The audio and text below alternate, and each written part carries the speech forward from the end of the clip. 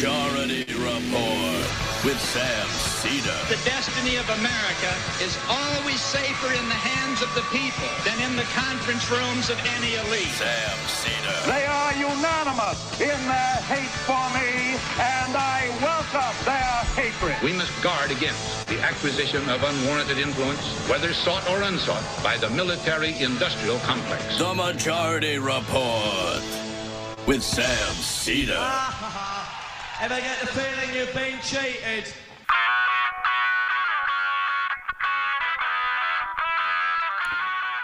It is Monday, December 6th, 2021. My name is Sam Seder. This is the 5-time award-winning Majority Report.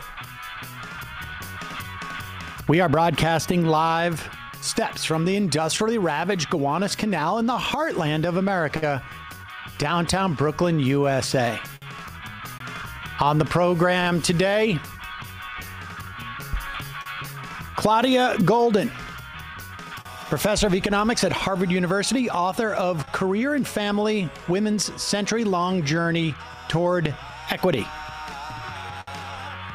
Also on the program today, Omicron, spreading 2 times as fast in South Africa than Delta.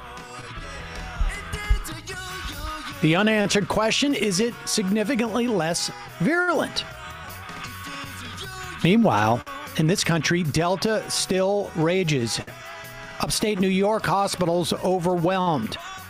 New York City imposes a private employee mandate. Meanwhile, CNN fires disgraced brother of disgraced former Governor Cuomo, disgraced Chris Cuomo. Parents of a Michigan shooter are apprehended in Detroit. U.S. intelligence agencies claim that Russian troops are amassing on the Ukrainian border and preparing for a potential invasion.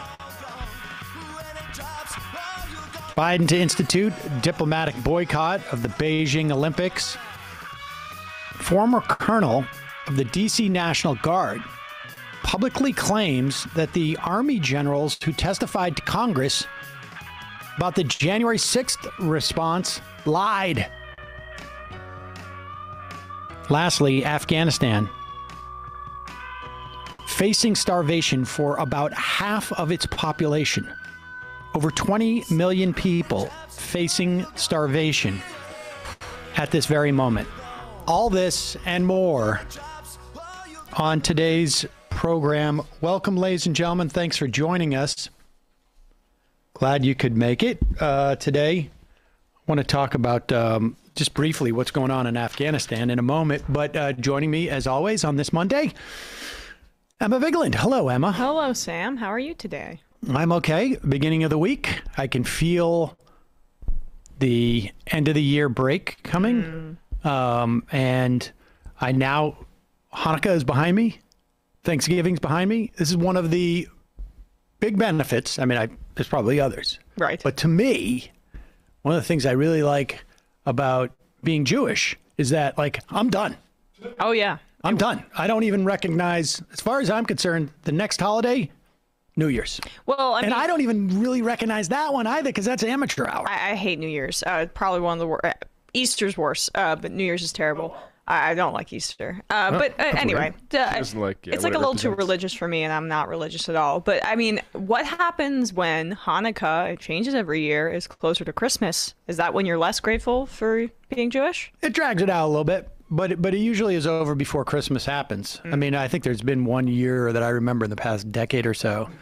And, you know, it's really, it's about, you know, the kids, and it's just, I'm done. I'm done. Like I can mentally check out. I bought all the presents I need to buy, you know. I can understand that. That's nice. Yeah. I try to have no friends who celebrate Christmas. And makes sense. And I get all the gifts, you know, during Hanukkah for the in-laws. Still send them kids gifts, but that's easy because that's just, you know, pictures of the kid on a mug, and that's it. You've wrapped it all up. And they love that. Wow. I mean, I'm surprised you didn't even lean into my anticipated excuse, which is supply chain. Supply chain's big. That's, I mean, of course, that's operative. That is kind of a gift this holiday season, truly, is the supply chain excuse. Exactly.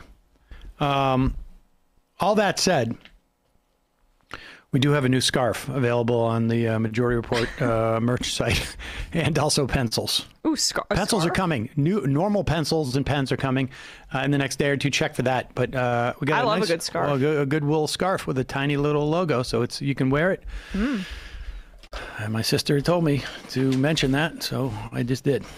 Good work. Yep, thank you. I want to talk about what's going on in Afghanistan briefly. Afghanistan's economy is facing collapse.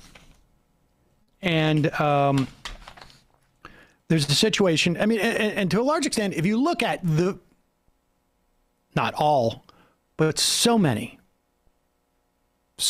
of situations where you have famine in a country or a region is a function of not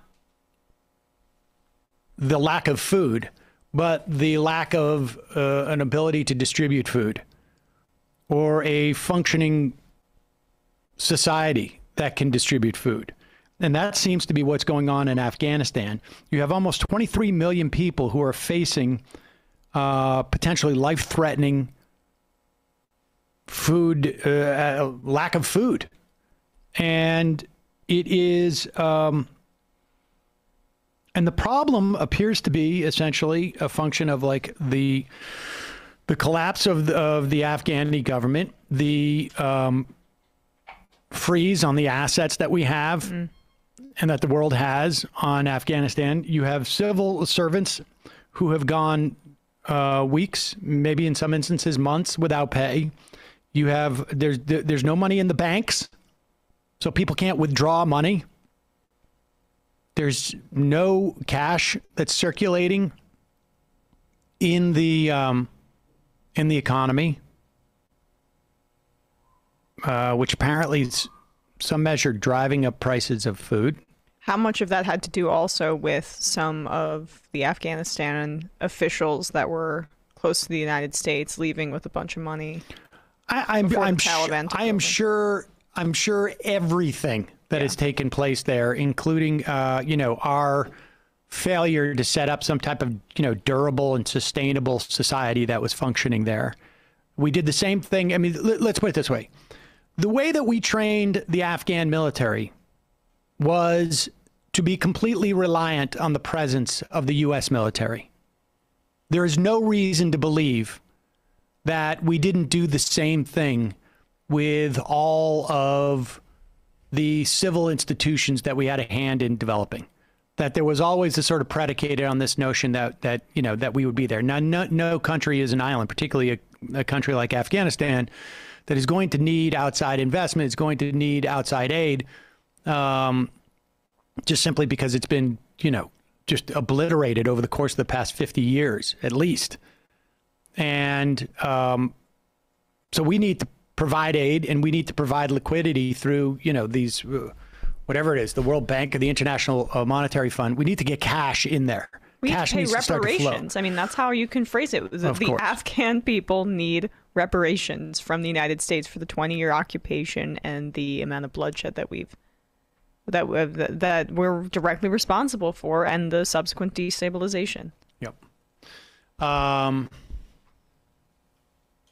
So that's just something to keep in mind.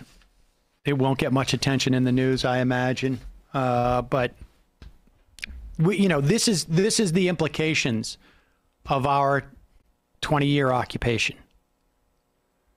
Afghanistan, the withdrawal was all over the news.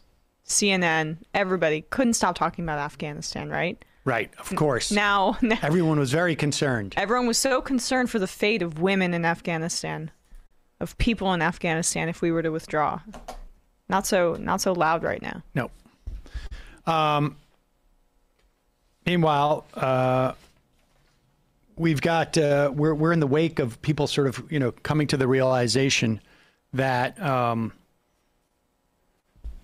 that it's more than likely the right for a woman, or a trans man for that matter, to have sovereignty over their own body and decide whether they want to terminate a pregnancy is gravely threatened. It's either going to happen, sometime in June, like a total wipeout of Roe v. Wade, or pretty close.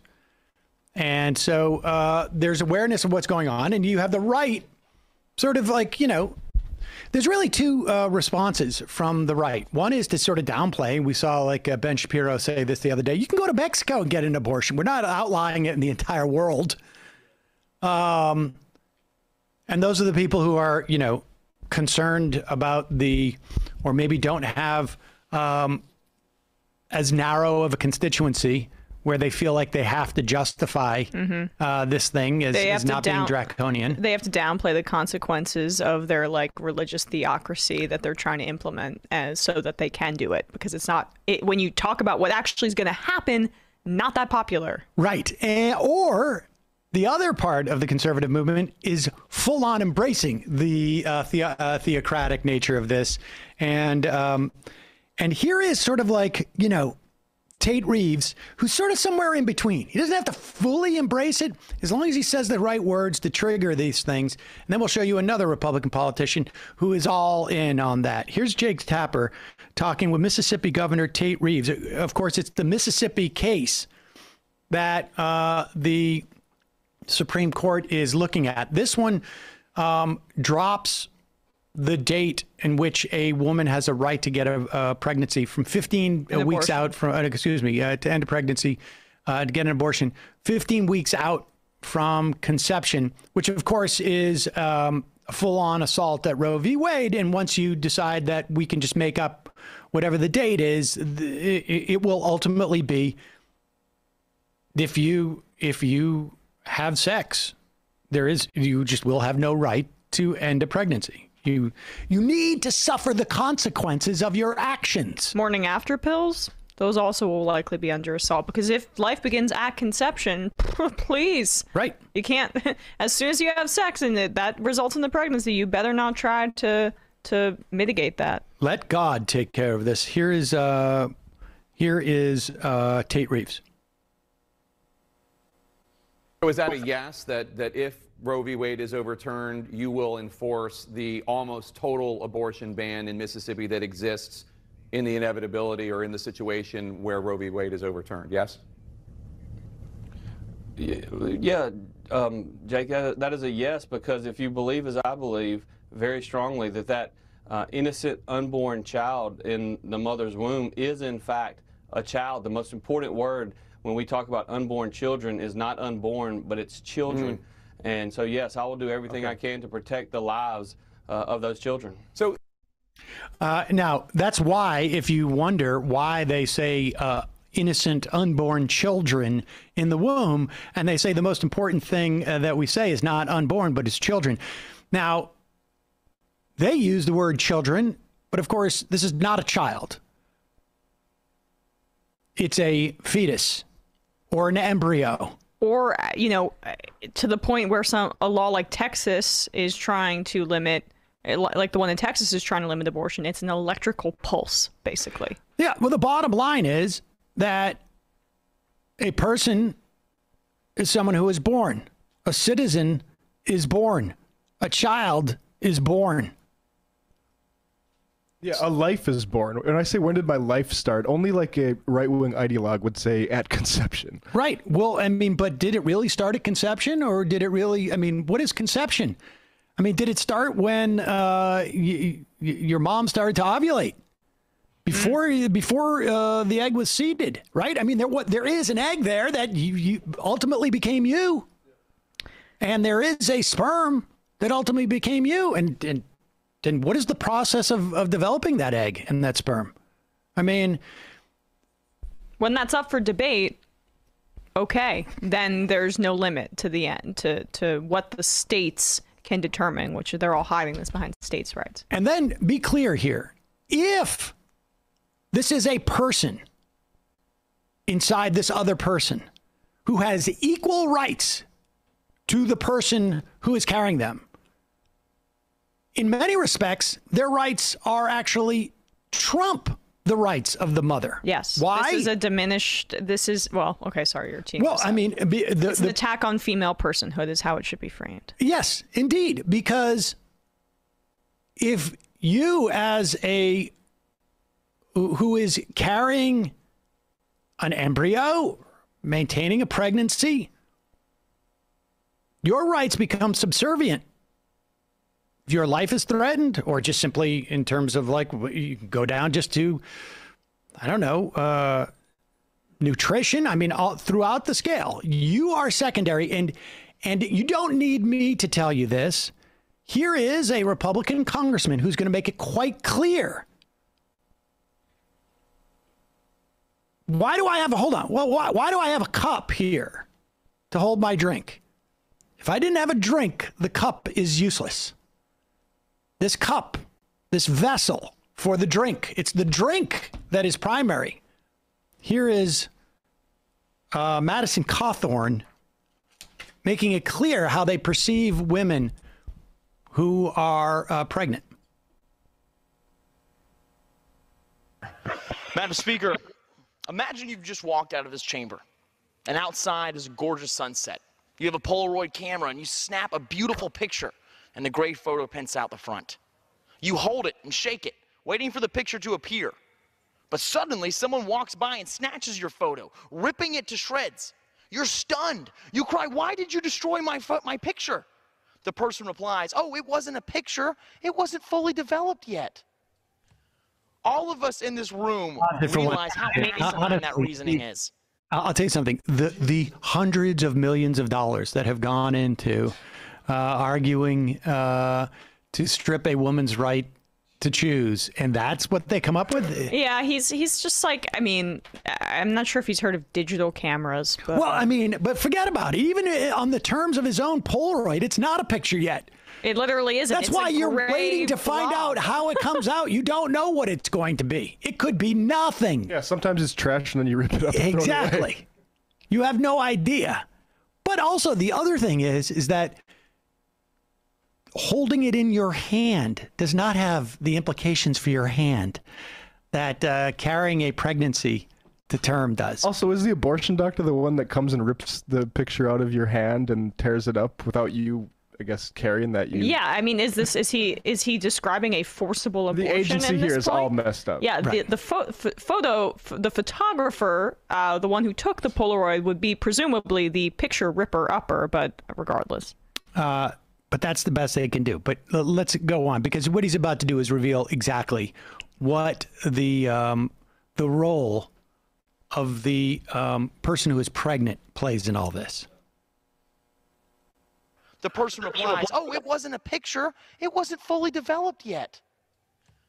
All of us in this room realize how asinine that reasoning is. That photo was transforming into a beautiful image. This illustration by Seth Gruber is simple, but it's what our nation has done to the most precious image of all, the image of God. There we go. Madam Speaker, a silent genocide has slipped beneath the conscience of America. Precious works of our Creator, formed and set apart, meet death before they breathed life. What? Eternal souls woven into earthen vessels, sanctified by Almighty God and endowed with the miracle of life, are denied their birth by a nation that was born in freedom. God's breath of life blown away by the breath of man. This cruel and fallen world may seem too filthy for their very presence. But these precious temples are crafted in the image of God himself. One day, perhaps when science darkens the soul of the left, our nation will repent. But until then, the carnage of this unconscionable deed will stain the fabric of our nation. I hope that the Supreme Court overturns Roe v. Wade. I hope that we stop the genocide of abortion in this country. With that, I yield back. I mean, I don't know. I think there's a clue in there when he says when they meet death before they breathe life. What? I thought that was a little contrary to what you were saying. But to our point earlier, I mean, this is the actual language of the motivation behind the desire to limit abortion in this country. You can have public-facing people like Ben Shapiro, people with audiences that are different than the constituency of someone like Madison Cawthorn, who, again, I hate giving attention to because clearly, like, he relishes in it to a degree that I find frustrating. But why we play it is because this is how the evangelical base that is the driving force behind this effort, this is how they perceive women. I mean, I call myself an eternal vessel all the time, but many women that I know don't perceive of themselves that way. So they have the right to not think of themselves purely as eternal vessels for God's light or whatever the hell he says. Eternal vessels, he says, sanctified by Almighty God, endowed with the miracle of life. Vessels. Eternal vessels. You're always a vessel. I mean, this is... You're a vessel for my... You're a vessel for my life-producing force. There you go. Right? Like, that is the inherent misogyny, too, behind this. Of course it is. But women are there to be a container for the all-powerful seed of me. And so, like... Primary directive. That's exactly what it is. I mean, anyway. Yeah, I mean, Adam and Eve, hello. All right. Just a moment. We'll be talking to Claudia Goldin, author of Career and Family, Women's Century-Long Journey Toward Equity. Meantime, a couple of sponsors. We're getting into that season, folks. Outdoors is calling, and you may want to answer. Backcountry.com is the place to go, because when you shop at backcountry.com, you can pick up the phone and talk gear with an actual former Olympian. It's founded by a former Olympic skier. Backcountry.com is the best place for outdoor gear and apparel. You get Patagonia, you get Yeti, you get Santa Cruz bicycles. Backcountry.com has thousands of your favorite brands and products for every outdoor adventure. It's nuts. I'm learning about I've learned about so many different new things that exist, and I'm not even quite sure what they are. Like skate boots. I can't quite figure out. Like, there's also like ways you practice skiing on the off years, but I'm looking right now because I have my stepdad's really into outdoorsy things and dirt biking, and so with my uncle. Well, your stepdad does dirt biking? Yes, dirt biking. Dirt biking, yeah. Like motorized dirt bikes. Yeah, he's into it, and also like hiking and stuff. Like, they really like those things. I mean, I can not understand the appeal, but anyway, I'm bookmarking this to get him a gift. I don't want to pursue that. I mean, like a motorcycle dirt bike. Yeah. Does he do jumps? Maybe I'm not referring to it for this, in the right way, but they go into the woods with the motorized bike, because I don't know what to tell you. All right. Well, the good thing is, last year, at the beginning of January, I wanted to take the kids snowboarding upstate, but I got there late. I assumed that people wouldn't be renting stuff and there was no stuff to rent. And then I was like, do I really want to go inside at that point? And the kids were nervous about it. So I rented stuff for Saul, but I bought for Mila because she has basically done growing. And I had no idea what I was doing. You know, I didn't have the ability to go into a place. I called up, spoke to the people there. I had Mila's weight. I had her height. I had her shoe size. I had this, got completely set up, got her aboard, got her boots, and she's set now, probably for years.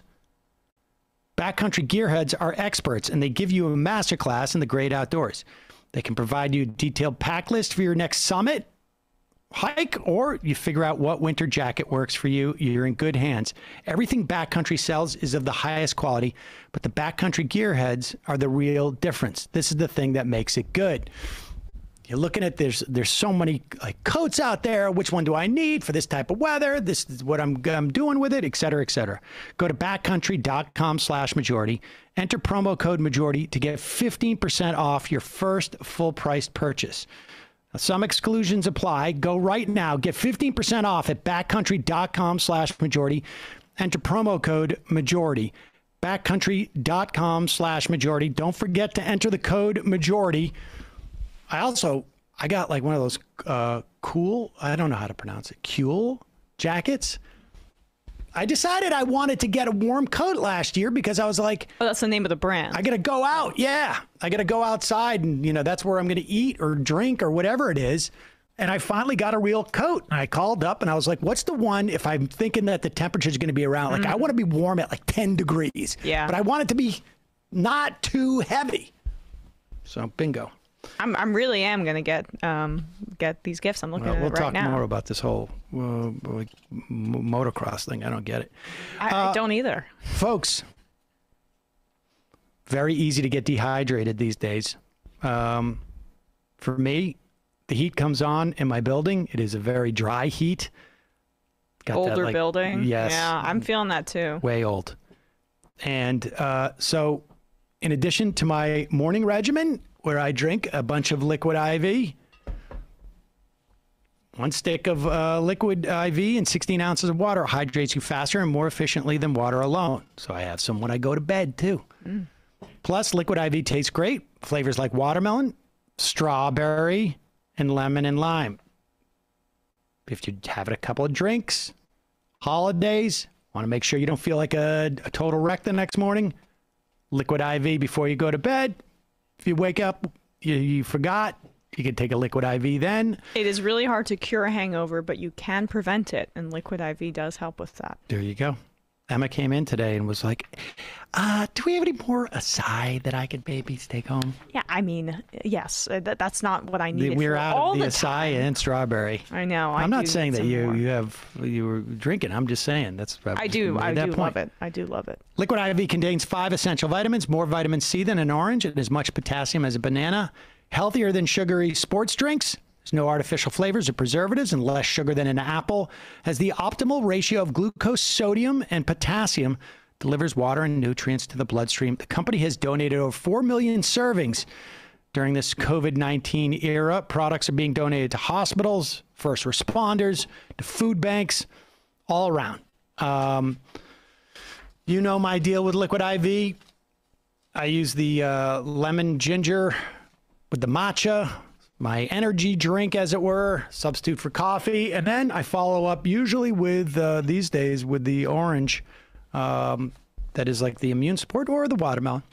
Grab your favorite liquid IV flavors nationwide at Walmart, or you can get 25% off when you go to liquidiv.com. Use the code MajorityRep at checkout. It's 25% off anything you order when you get better hydration today using the promo code MajorityRep, R-E-P, at liquidiv.com. And lastly, that's a good stocking stuffer, incidentally. Oh, yeah. Lastly, mouthwash has not changed in about 140 years. Basically, just water and alcohol.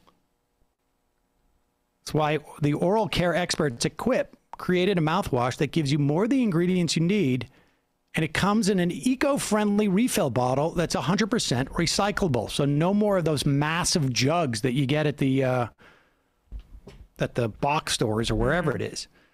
Now, you've heard me talk about Quip many, many times. I'm a little bit obsessed with dental hygiene. They make the electric toothbrush and the amazing different mechanisms of floss that you've heard me talk about in the past. Well, Quip mouthwash kills bad breath germs, helps prevent cavities, and of course, leaves you feeling fresh thanks to a formula that gives your mouth everything it needs. They have a 4-time concentrate, has fluoride, xylitol, and CPC, but they left out the artificial colors and, of course, the alcohol. With a customizable subscription, you can get refills automatically delivered straight to your door. You can do so every 3 months. Quip's refill bottles are made from 100% recyclable plastic. Mouthwash is the perfect finishing touch to the complete oral care routine. You pair it with Quip electric toothbrush. Both my kids and I have. They actually have some really cool looking ones now that are like matte black that I've been thinking about. They have refillable flossers. That is one of the greatest inventions I think I've ever seen. I get too excited about that. And they have Quip's great tasting, good for you gum that comes in that little Pez dispenser. In fact, I have it in my coat right now, I think. I love Quip. I really do. I mean, it's an amazing design company that decided to focus on oral hygiene, and it just makes it, all my kids brush more and floss more because of it. And if you go to getquip.com/majority5 right now, you can get $5 off a Mouthwash Starter Kit. That's $5 off a Mouthwash Starter Kit, which includes a refillable dispenser and a 90-day dose, or I should say a 90-dose supply of Quip's 4 times concentrated formula at getquip.com/majority5. That's number 5. GETQUIP, getquip.com/majority5. Quip, it's the Good Habits Company. Okay. I want to welcome to the program Claudia Goldin. She is professor of economics at Harvard University, author of Career in Family, Women's Century-Long Journey Toward Equity. And we have her. Claudia, thanks for joining us. I'm here with Emma Vigeland. Hi, Sam. Hi, Emma. Hi, Claudia. Thanks so much for being here. Let's start, I guess, where, half your book is really a history of women's entry into the workforce. And we should say, though, right off that you look exclusively at women who have graduated college. That's right. And let me just ask you, in terms of an approach, like why do you measure inequality in that fashion? Okay, so first of all, I'm not measuring inequality. I'm looking at how women over time have achieved career and family.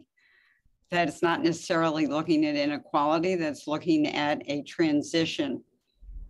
Okay, and why specifically then, in that regard, women who have graduated college as opposed to, even at this point, I guess the 60%, some odd more of women who have not?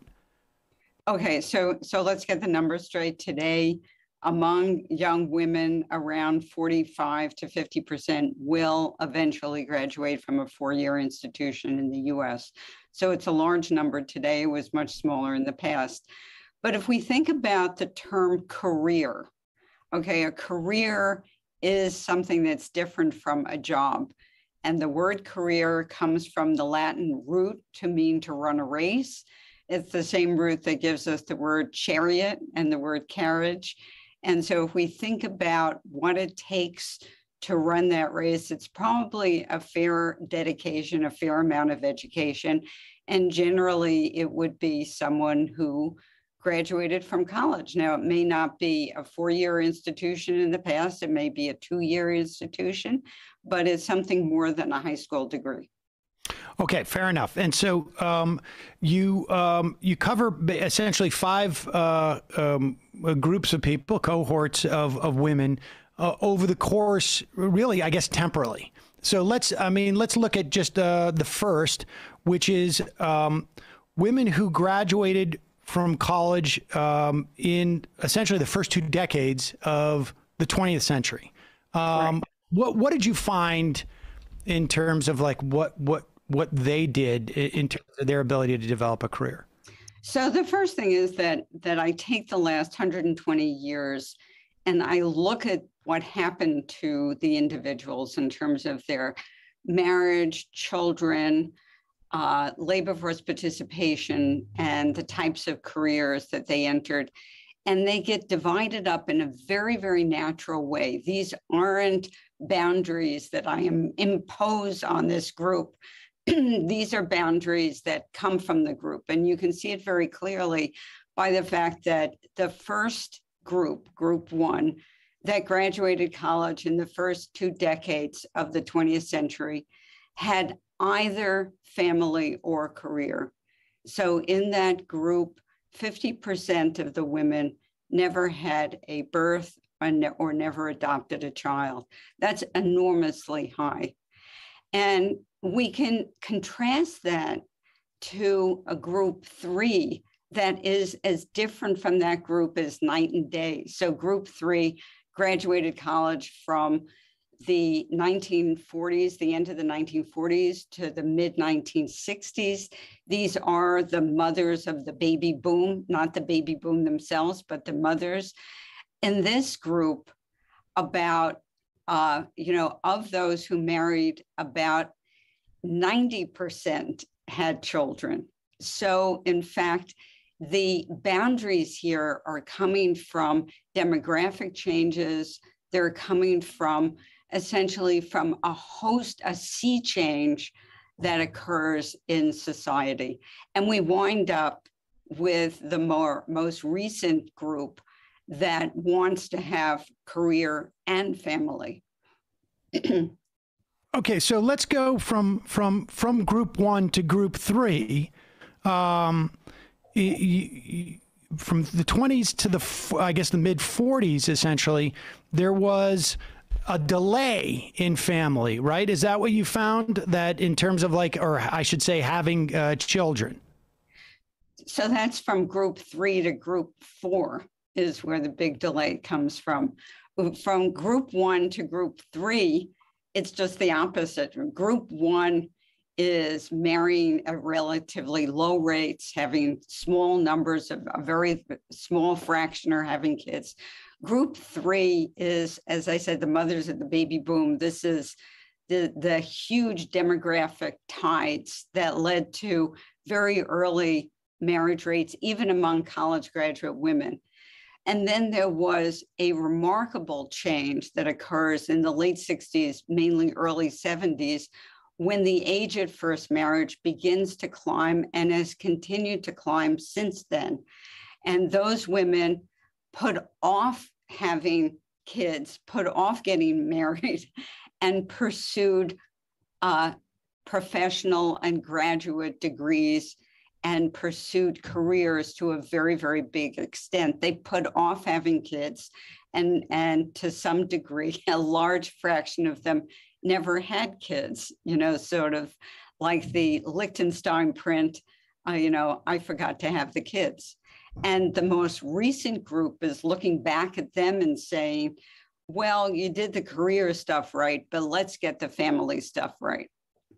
Okay, so can you walk us through as we transition from group 1 to group 2 to group 3, like what and so on, like what are the changes that what's happening? Like why is that? Why we can look at the data and you've assessed for us, sort of what took place, but what's the why there? So let's talk about one of the biggest whys that we can really nail, which is the huge difference. So as I've described it, there are differences between these groups that are monumental, night and day. And so one of the biggest is between 3 and 4. So group 3 is marrying really young. The median age at first marriage for that group, remember, graduating college up until the 60s, from the 1940s to the 60s, the median age at first marriage is like 23. That's ridiculously young. Then we move into group 4, and they begin to put off getting married, put it off, at least for 3 to 5 years so that they can nail the advanced degree and get the career. How could they do that? Very simple, a little pill. So the birth control pill, even though it's approved by the FDA for birth control in 1960, is not available for young single women until there is a large number of changes at the state level, allowing women to obtain this prescription drug when they are single and when they are young. So that is a major league change, not just a change in science and drugs, but it changed a political change in terms of what we allow people to do. Wait, do you have a sense of if there was a change in desire? Like, I mean, if essentially we look at the pill as a technology that allows you to defer pregnancy, and that option was chosen when it became available, essentially, widely available. Was there a change in disposition through those earlier years in which... Let's go back and explore this a little bit more. It wasn't simply a change in the ability to put off pregnancy. It was a change in the fact that you didn't insure yourself and get pinned, lavaliered, engaged, so that just in case you got pregnant and we didn't have Roe, that you wouldn't have really major league problems. You'd be able to, everybody knew who the father of that child was. So once you start going down that slippery slope of having various, in some sense, insurance policies, you get married early. And so what the pill did was allowed young men and women not to have these insurance policies. And that meant that you got married later and later. And of course, you also had kids later and later. No, but I guess what I'm asking is that, I mean, is the basic assumption that that X number of women wanted to pursue a career from the early 1900s, and that number was static, and their ability to do so was a function of technology, and then ultimately what that meant in terms of like their ability to either put off marriage or to get married or whatnot. That's what I'm asking first is like So we can run, you know, if we could, we would take that group, that early group. I can identify many, many wonderful people in that group who didn't have all these options, but they didn't have a lot of other options either. The infant death rate was very high, okay? Electricity in the home was less than it is today. Appliances were less. The degree to which there was childcare was even worse. The degree to which social norms went drastically against the woman who worked and had young kids. So it isn't just taking those individuals and dosing them with the pill. We have to dose them with lots of other things. But it's my sense that the individuals were more the same than the environment was. Okay, so if I understand what you're saying, that the impetus to have a career was there, but there were other aspects of their context which would inhibit those desires, not just the actual sort of like, you know, the key that the pill ultimately ended up being. There were other contexts that were inhibiting that. Right. I mean, there were what one might call a sea change in technology in the home, in the office, you know, in terms of science and medications, many, many different things. But at the same time, it meant that the traditions and social norms that surround us also began to change. And there were laws. I mean, there were rules. I explained some of them, but there was also the case that up until the 1940s, school districts around the country did not allow married women to continue working. There were marriage bars, there were anti-nepotism bans. There were many, many different things that would have to be chipped away to allow us to catapult the women of the early 20th century to the early 21st century. Will you tell us about those marriage bars? Because I found those fascinating. I mean, I feel like I had heard about them before, but it really I found surprising. Right. So school districts around the country, some more than others, had enforced marriage bans. So if you were a married woman, you often couldn't get a job teaching in a school district, especially if there were large numbers of single women who were willing to take the job. And if you were a teacher who was single and you got married, you would have to resign. What was the theory behind that? Well, I don't know if we would say a theory, but think of it as sort of supply demand. So let's say that you're a school district and you want workers, you want teachers who are very good and also relatively docile. You don't want them to be represented by their husbands. You don't want their husbands to come in and say, by the way, you're pushing my wife to work in certain hours when she shouldn't be, or her classes are too large. So that was one sense. I don't think we have a very good reason exactly why they existed, other than the fact that single women were a far more docile and manipulable group of workers than married women were. In addition, there was a sense, and it was the case, that a married woman was going to get pregnant relatively soon, since this is in pre-modern contraceptive era. And so therefore she was going to leave anyhow. You might as well get rid of her early.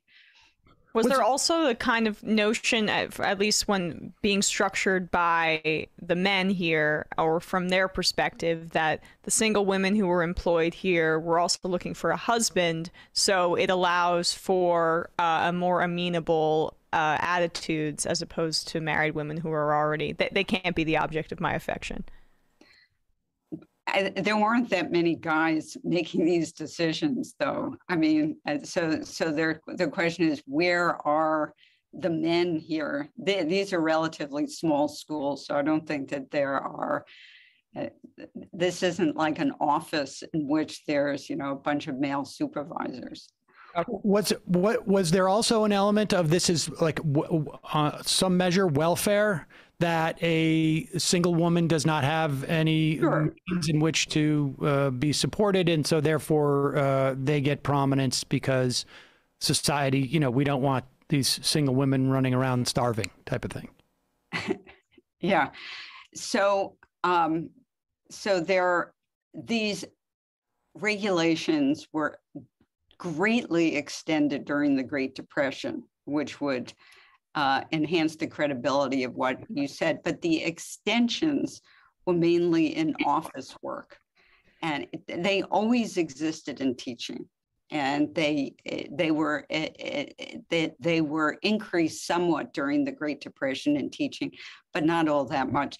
And let me also add that even though we are intrigued by this, and it's extremely interesting, and I would say it's extremely important, the data on this is extremely difficult to find. I used every single method to dig up information on what these school districts were doing, and it's extremely difficult to do.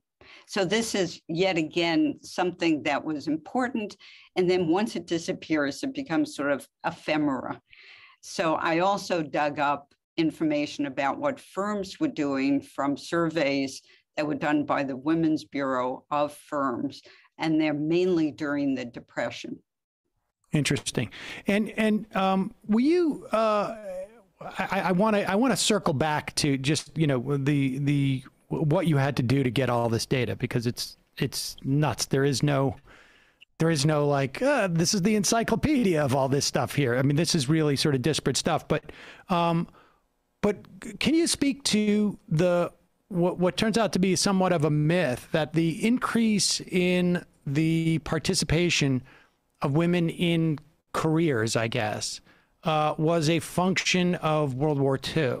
Because, I mean, I think, like, for me, that was always sort of my assumption, was that was a big turning point when, you know, women en masse joined the workforce. And that's not really accurate, is it?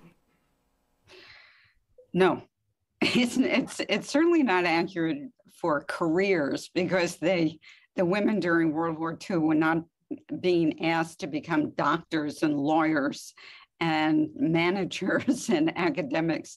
They were being asked to type, and they were being asked to work in manufacturing, you know, often in clothing, hats, shoes, but in addition, in the more famous types of employment, such as shipyards and airplanes.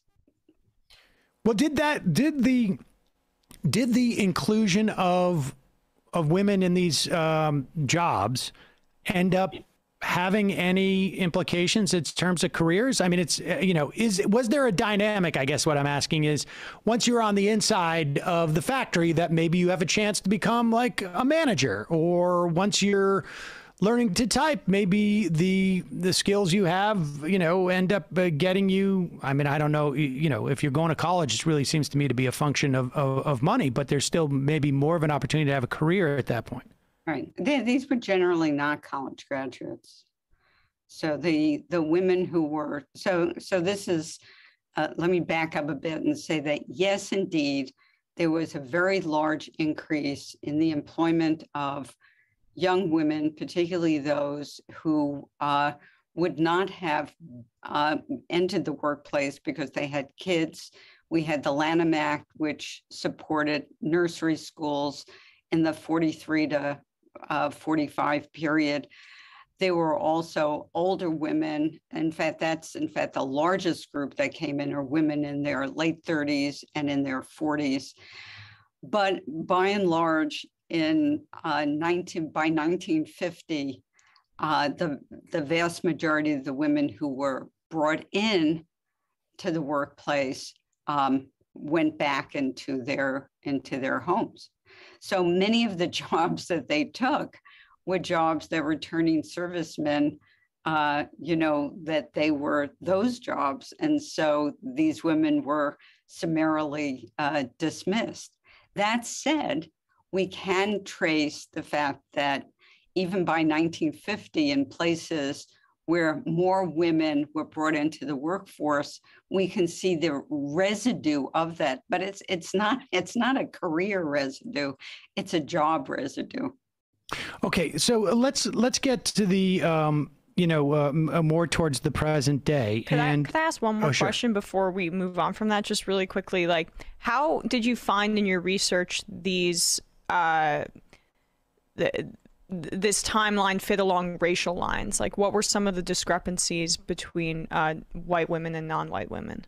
So this is, Emma, this is like extremely important, because whereas the propaganda to get women into the workforce in the 40s was enormous. I mean, one of the fun things is you can go to the National Archives and look at all of the posters. Okay, they're all white women, they're all middle-class women. These are the women who resisted going into the workforce at the time. These are the women who the government realized we needed to bring in. Black women, they wanted to work at these jobs. These were jobs that they had been segregated. These are jobs that Black women couldn't get. These were jobs from which they were essentially barred and banned. And so one of the most fascinating and interesting parts of women's work in World War II is the fact that Black women finally got a foot in the door of various manufacturing firms. So let's. I want to come up to sort of present day on some level, and when you look at, and there are some areas where women, in terms of careers, have more or less gained some equity, I guess is the right way to put it, in terms of men. But there's still a significant amount of couple inequity, I guess we would call it. And you attribute this to two things: the time bind, which is a function of greedy work. Will you explain those terms to us? Sure, absolutely. So greedy work, and I think that all of us have seen it, have experienced it. So work is greedy if you work a lot of hours or particular hours. If you jump when you're told to jump, you're actually getting more, not just in total, but per hour. So the individual who works at the big law firm, who works 80 hours a week, gets more than twice per hour than the individual who works at the boutique law firm and works 40 hours a week. So that's one very simple definition of greedy work. And the reason that it becomes important in terms of thinking about gender and couples is that if the couple, if the family has caregiving responsibilities, could be for children, it could be for themselves, it could be for their parents, then by and large, the individual with caregiving responsibilities can't agree ex ante to work whenever the person is asked to work, to fly to Tokyo every other weekend, to give up dinner times, to be there for the 11 o'clock on Friday meeting every Friday. So I think of that as that one member of the couple has to, at least one, has to be on call at home, even if they have a real full-time job. And that's where the problem lies, that if the greedy job pays that much more, the couple is being enticed to have one member in the greedy job and one member in the flexible job. And if these jobs pay that much different in terms of per hour, and if women are disproportionately in the flexible job, then that will give rise to gender inequality. Essentially, put it mildly, if you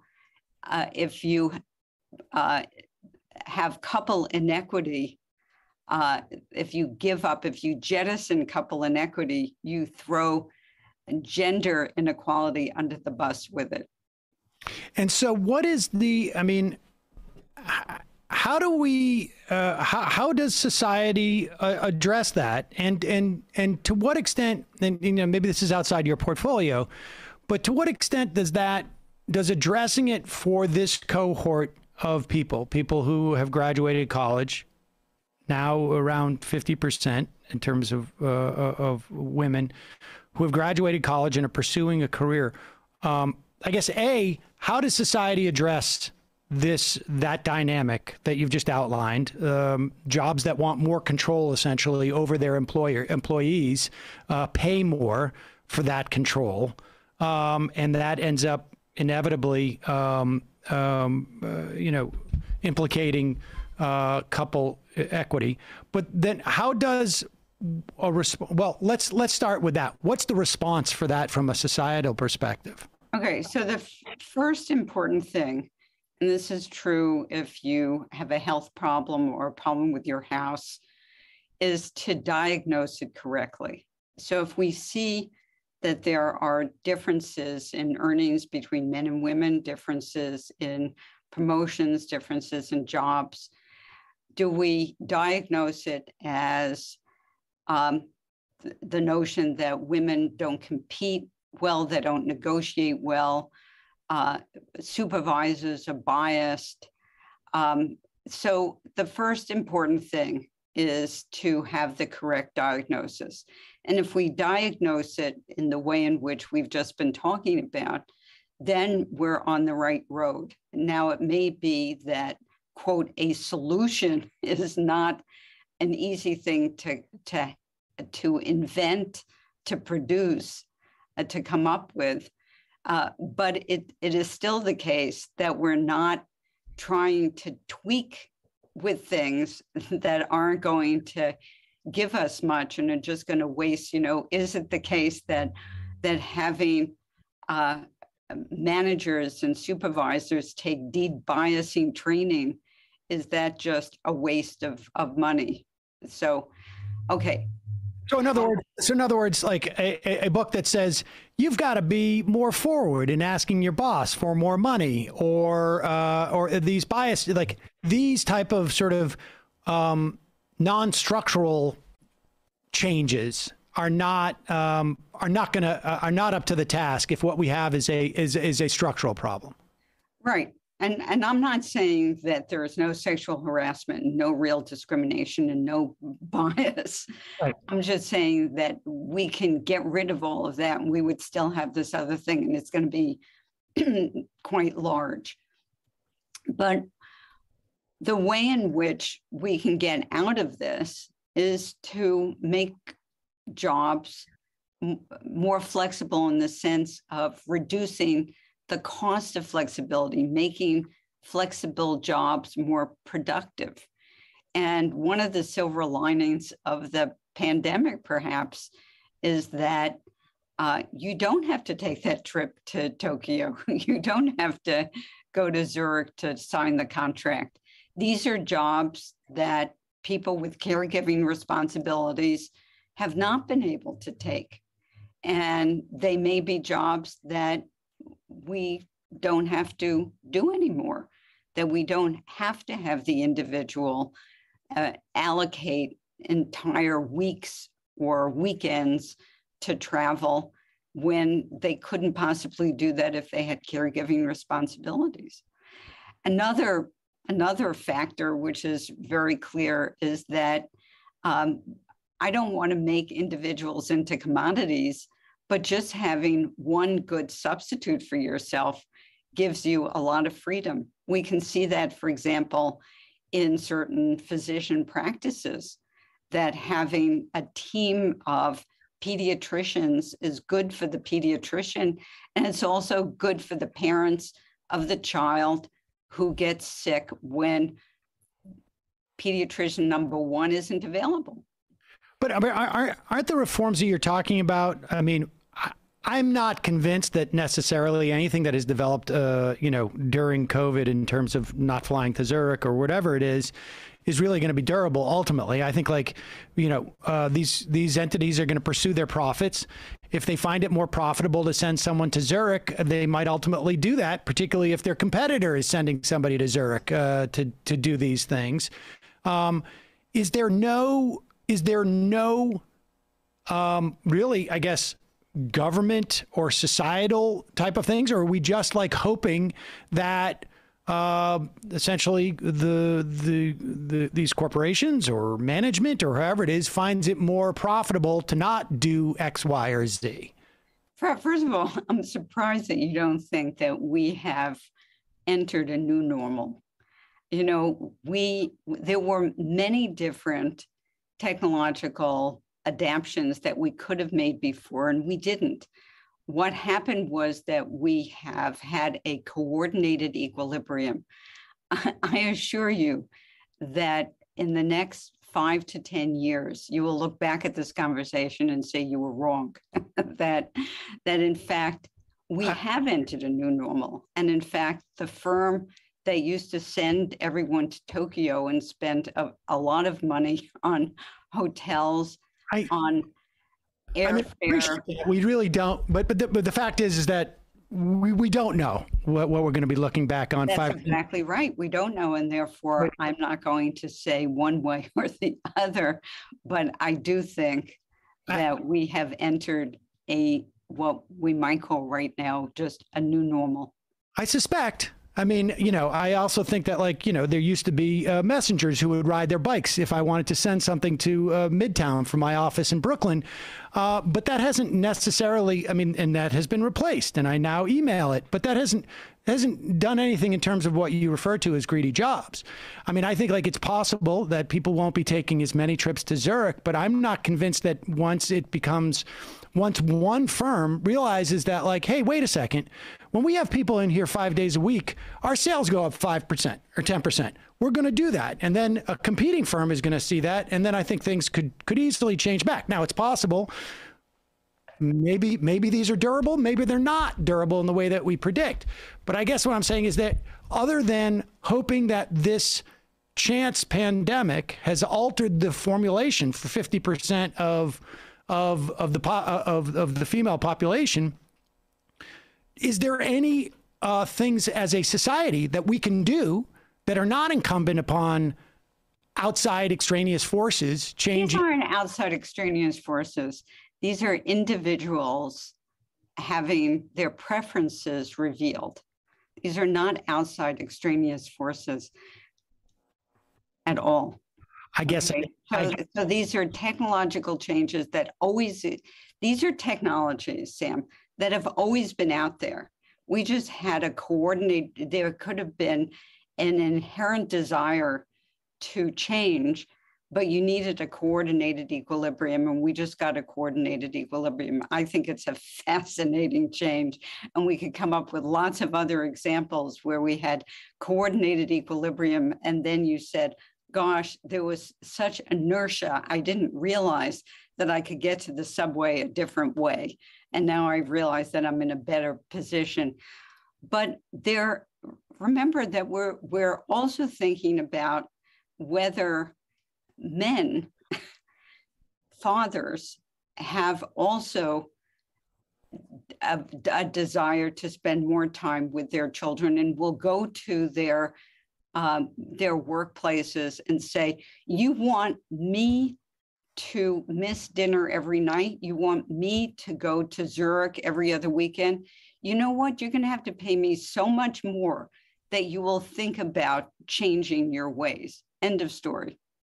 I mean, I hope you're right that people who are working have more power, but I can tell you, like in the context of this office, for instance, I think if I was to ask Matt sitting over there, Matt, would you rather be at home right now, zooming in on this in a way that nobody would be aware? I think Matt would probably say yes. But I said to Matt, I don't know, a couple months ago, I want everybody in here because it changes the dynamic for me. And Matt's here.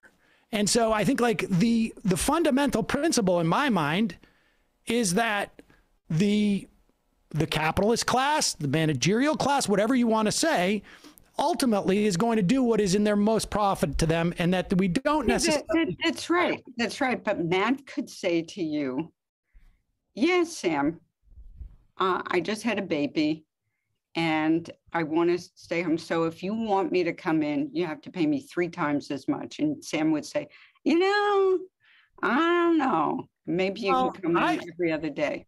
Maybe this Sam might be a little bit different, but let's say generic Sam goes, bye, Matt. That's right. That's right. And you know what? We aggregate that up. We have a supply curve. We have a demand curve. We come up with a new equilibrium. Okay. That's the way you have to think about it. Okay. You want someone to step in with a magic wand, Sam. There's no magic wand. Sorry. I don't think there needs to be necessarily a magic wand, but I mean, we do, there was a time where you didn't have 8-hour work days. There was a time where, you didn't have things like time and a half, like you didn't have a weekend. I mean, the government has shown that it actually can come in, not necessarily with the magic wand, but with like a stick. What's the stick, Sam? I'm losing it. What's the stick? I'm not sure what the answer is for this. You just brought me back to the Fair Labor Standards Act. We have the Fair Labor Standards Act. So what changed? I mean, I don't know. I could maybe come up with a couple of ideas. Maybe we have confiscatory taxation at a certain point, which discourages these things. Or maybe we restructure the way that compensation is. Or maybe we restructure? Who's we? We as a government. The government restructures the compensation. The government can change tax rates. It can't restructure the compensation. Well, I think I would argue that actually when we said that you're going to, if you get paid in stock, you get 20% less taxes, then yes, we restructured the compensation mechanism. I think I would argue that if we were to have single payer healthcare, we would restructure the compensation or if I was to say, you'd got to give 8 weeks paid leave, we would restructure compensation.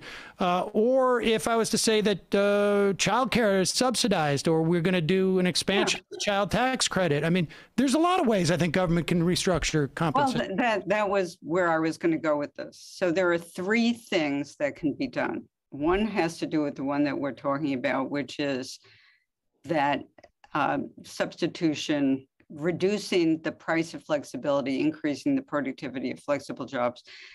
That's a change in relative prices. The second one is changing the relative price of care.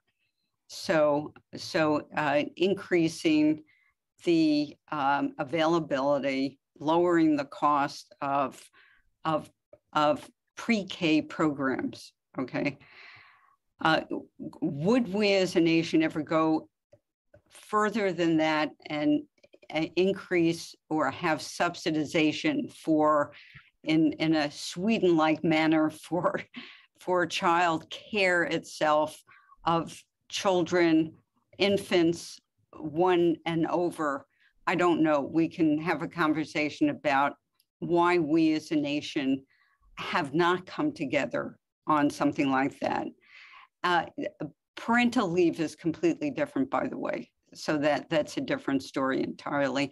And the third one, so we have 2 things that would change relative prices: the price of greedy work or flexible work, and the second one is the price of care. And the third is to try to change social norms. That's a lot more difficult. Yeah, indeed. And so lastly, let me, what are the implications of any of these changes on women who pursue careers for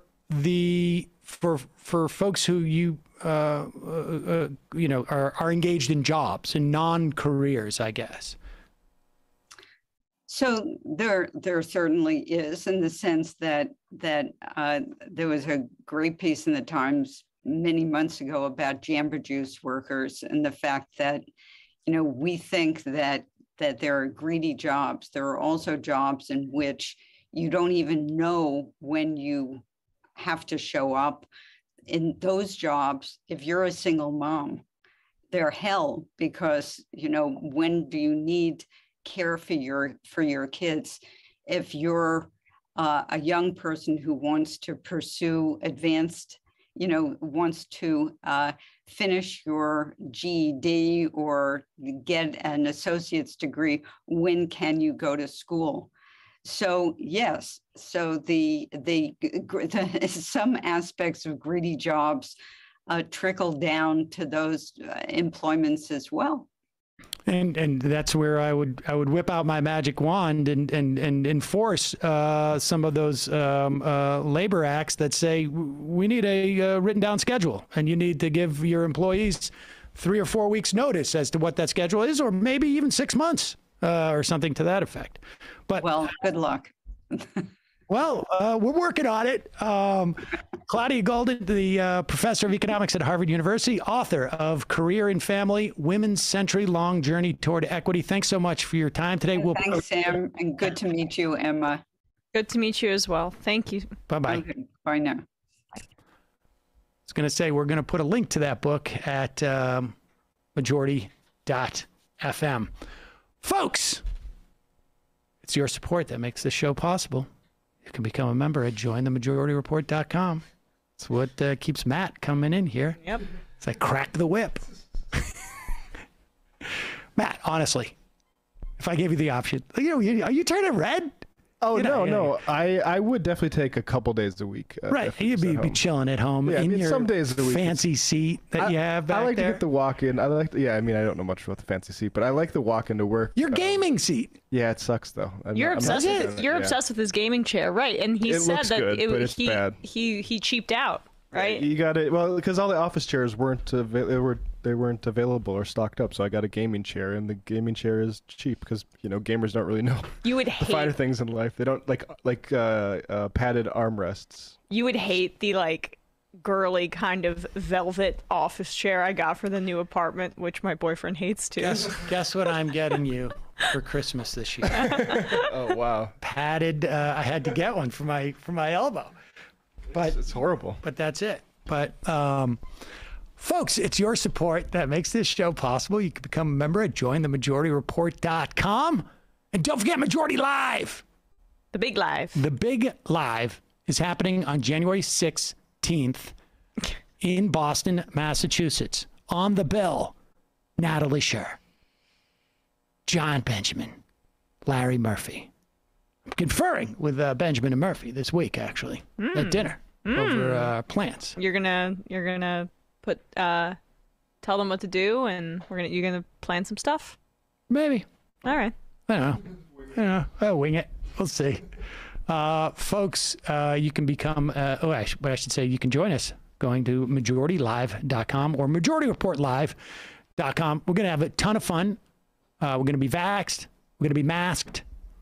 I don't know if we'll be masked on stage, but we're going to take tests. Really? Yeah.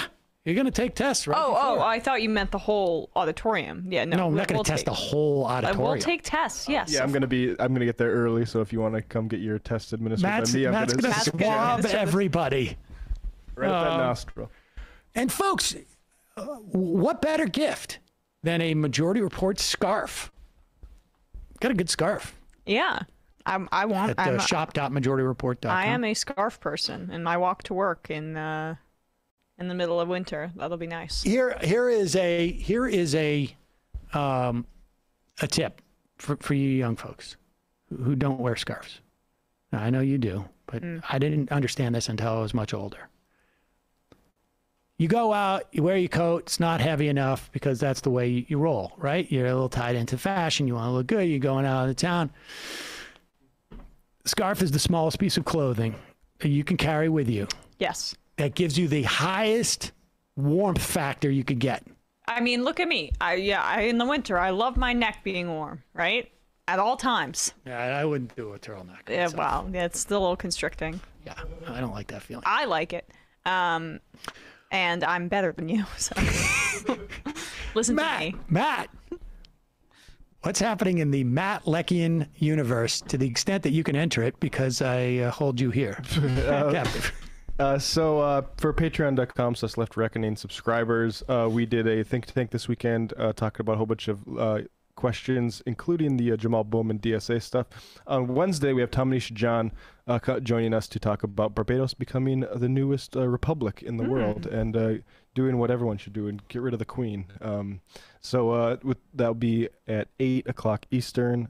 Go subscribe to the YouTube channel. Can I do a spoiler alert? They did not. The DSA did not take any formal sanction against Jamal Bowman. They didn't expel him, but they won't be endorsing him next time. Oh, is that right? That's my understanding. I think that's a mistake, but okay. But well, whatever. I mean, what did you say? What I think the DSA. I mean, the DSA can do it, but I think that But this isn't a DSA Palestine, so is it still like, is this an overarching decision by I think DSA New York too? It's the DSA steering committee, I believe. They took a vote on it and voted not to expel. But my understanding is they're not going to endorse next time either. Okay. I don't know. Well, you'll talk about it on Left Reckoning. Yep. Folks. Now, apparently my scarf comment was very, very controversial. How so? Baklava. You're absolutely right about balaclava. This. I mean, I hate to be a sucker. A balaclava could be a little bit better, but I don't think so. What the hell's a balaclava? I'll explain at the break. Folks, join us in the fun half, 646-257-3920. See you there.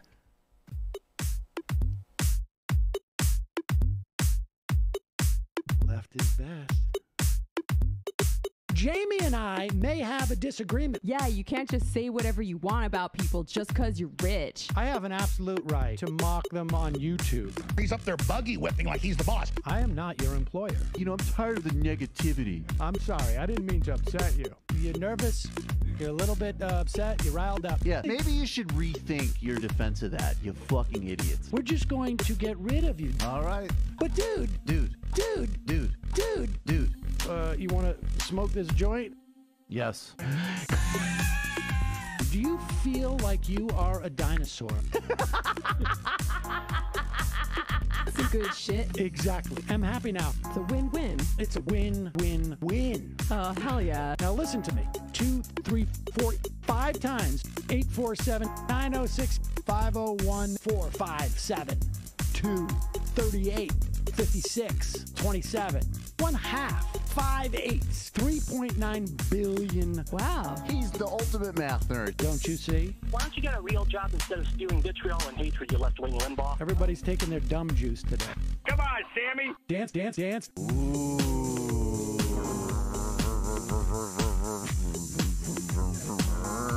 Rand Paul. I had my first post-coital scene with a woman. I'm hoping to add more moves to my repertoire. All I have is the dip and the swirl. Fine, we can double dip. Yes, this is a perfect moment. No. Wait, what? You make under $1 million a year. You're scum. You're nothing. Excuse me? Fuck you, you fucking liberal elite. I think you belong in jail. Thank you for saying that, Sam. You're a horrible, despicable person. All right, gonna take a quick break. I want to take a moment to talk to some of the libertarians out there. take whatever vehicle you want to drive to the library. What you're talking about is jibber jabber. Classic. I'm feeling more chill already. Good. Donald Trump can kiss all of our asses. Hey, Sam. Hey, Andy. You guys ready to do some evil? Hitler was such an idiot. I think I might be a Nazi. Agree. No.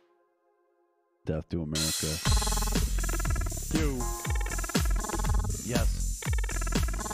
Wow. Wow, that's weird. No way! Unbelievable. This guy's got a really good hook.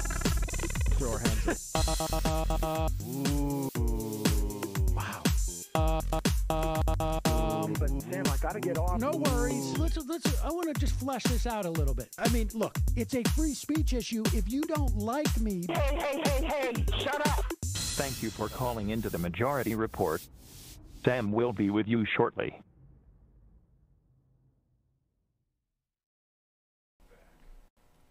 we are back, ladies and gentlemen. 646-257-3920 is the number, and you can call that number. And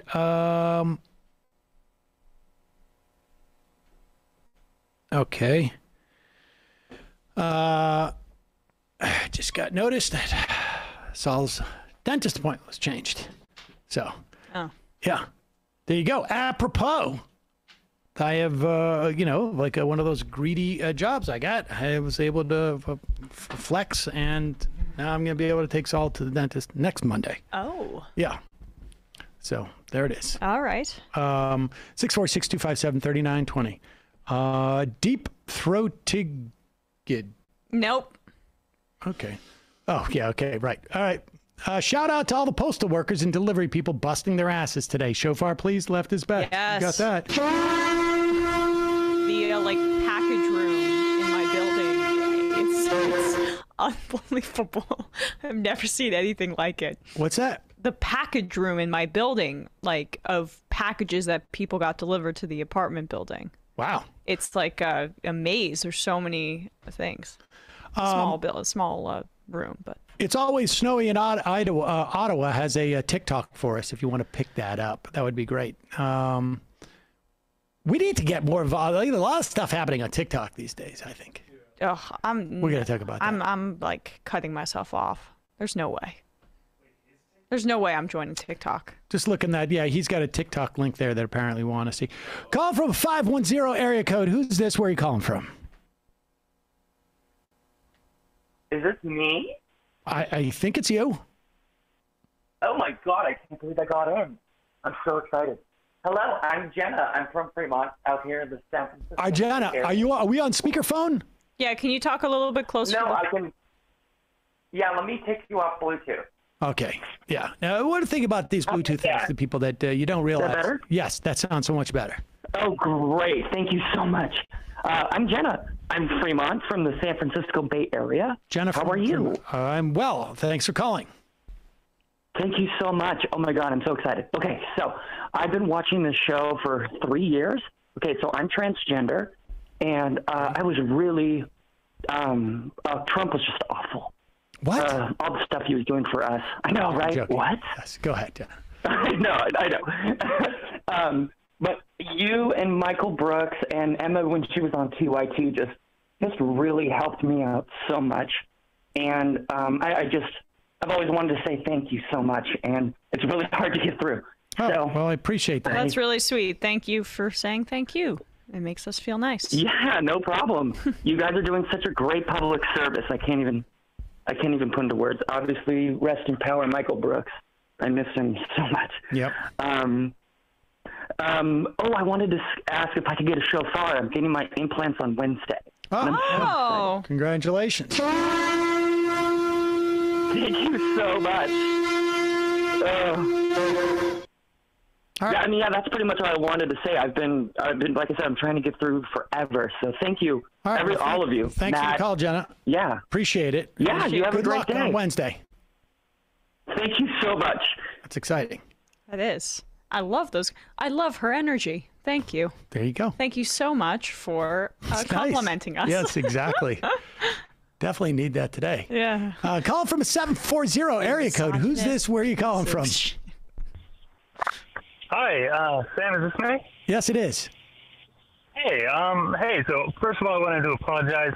I have called in one other time, but I was very stoned and did not do a good job, so I want to apologize for that. I can't tell you how many people have done that, so I have no idea what you're referring to, the specific incident, but that's fine. It was the pandemic. I'm sure you don't remember, so I'm glad you don't. Okay. But I work for a large telecommunications company. I'll just go ahead. What's your name and where you're calling? What's your name? Where you're calling from? I'd rather not. Okay. I'd rather not say my name if that's okay, but I'm calling from Atlanta. I work for Verizon. Okay. And something that's kind of got me concerned is they've recently announced. Sorry, I'm a little nervous. But they've recently announced a partnership with Lockheed Martin, and that's a little bit troubling to me. That they're using their 5G. A partnership with who? With Lockheed Martin, the weapons Lockheed Martin. manufacturer. Okay. Yeah, and it's just something that's really like falling by the wayside, and something people aren't really talking about. And I think it's kind of something that needs more attention to be brought to it. So I don't know. That does sound quite concerning. What, like when, I mean, you understand these technologies, like what's the first thing that pops into your head as to like what could be problematic with that relationship? I mean, well, gosh, I suppose just kind of the drone technology that they're already using is going to be, they're going to be implementing different kind of wireless technologies with 5G networks, with 5G communications, which is going to make them incredibly faster. It's very troubling in general. I don't know what the mass implications are of this, so I couldn't really say.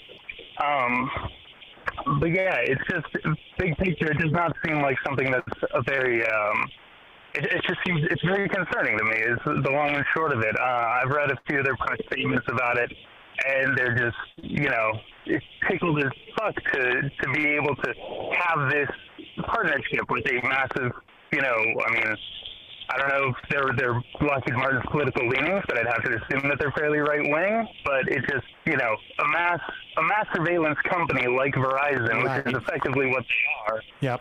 And also a massive weapons manufacturer that, I mean, they're just happy as can be to be in each other's pockets now. And it's again, something that's very concerning to me. So I don't know if the majority reporters can look into that anymore or keep an eye on it. But it's just something that's very, very troubling to me personally. And I see working for Verizon for as long as I have, it's something that I see quite consistently where, I mean, they put on this veneer, this very positive veneer, but then at the same time they're doing things in the background that would make most people's stomachs turn. Right. And I just something like just pulling up YouTube videos earlier today, I saw Verizon's, we need a donations option from Verizon that says we need to have everybody vote more. Like, yeah, I see what you're saying. I'm totally with that message, but what you're doing is trying to make it seem like you're for people's voices to be out there, but you're not. You're right. They all whitewash. They all whitewash. Right.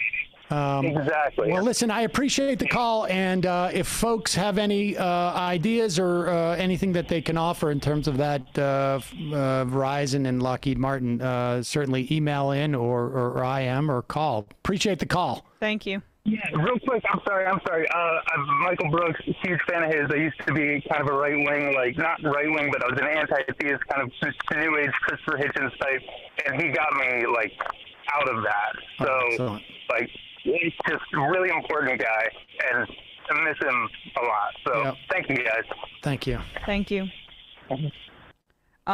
The Lockheed Martin collaborating with Verizon on 5G technology is just the stuff that makes conspiracy theorists perk up. I mean, it's going to be seamless. It's going to be seamless. Yeah. I mean, it's not going to be what a conspiracy theorist comes up with, but there's going to be this seamlessness that, we're 10, 15, 20 years out from understanding what that's going to be. Communications partnering with law enforcement for, I mean, and the way surveillance is done now isn't like there's a guy in a room watching you at any point. It's that everything you've done can be accessible at any moment. Right. Right. And you can make the case later because you just put it all on the hard drive until you need it. Yeah. Ira says hi. Did you see any Yola Tango Hanukkah shows, Sam? Is that really from Ira? No.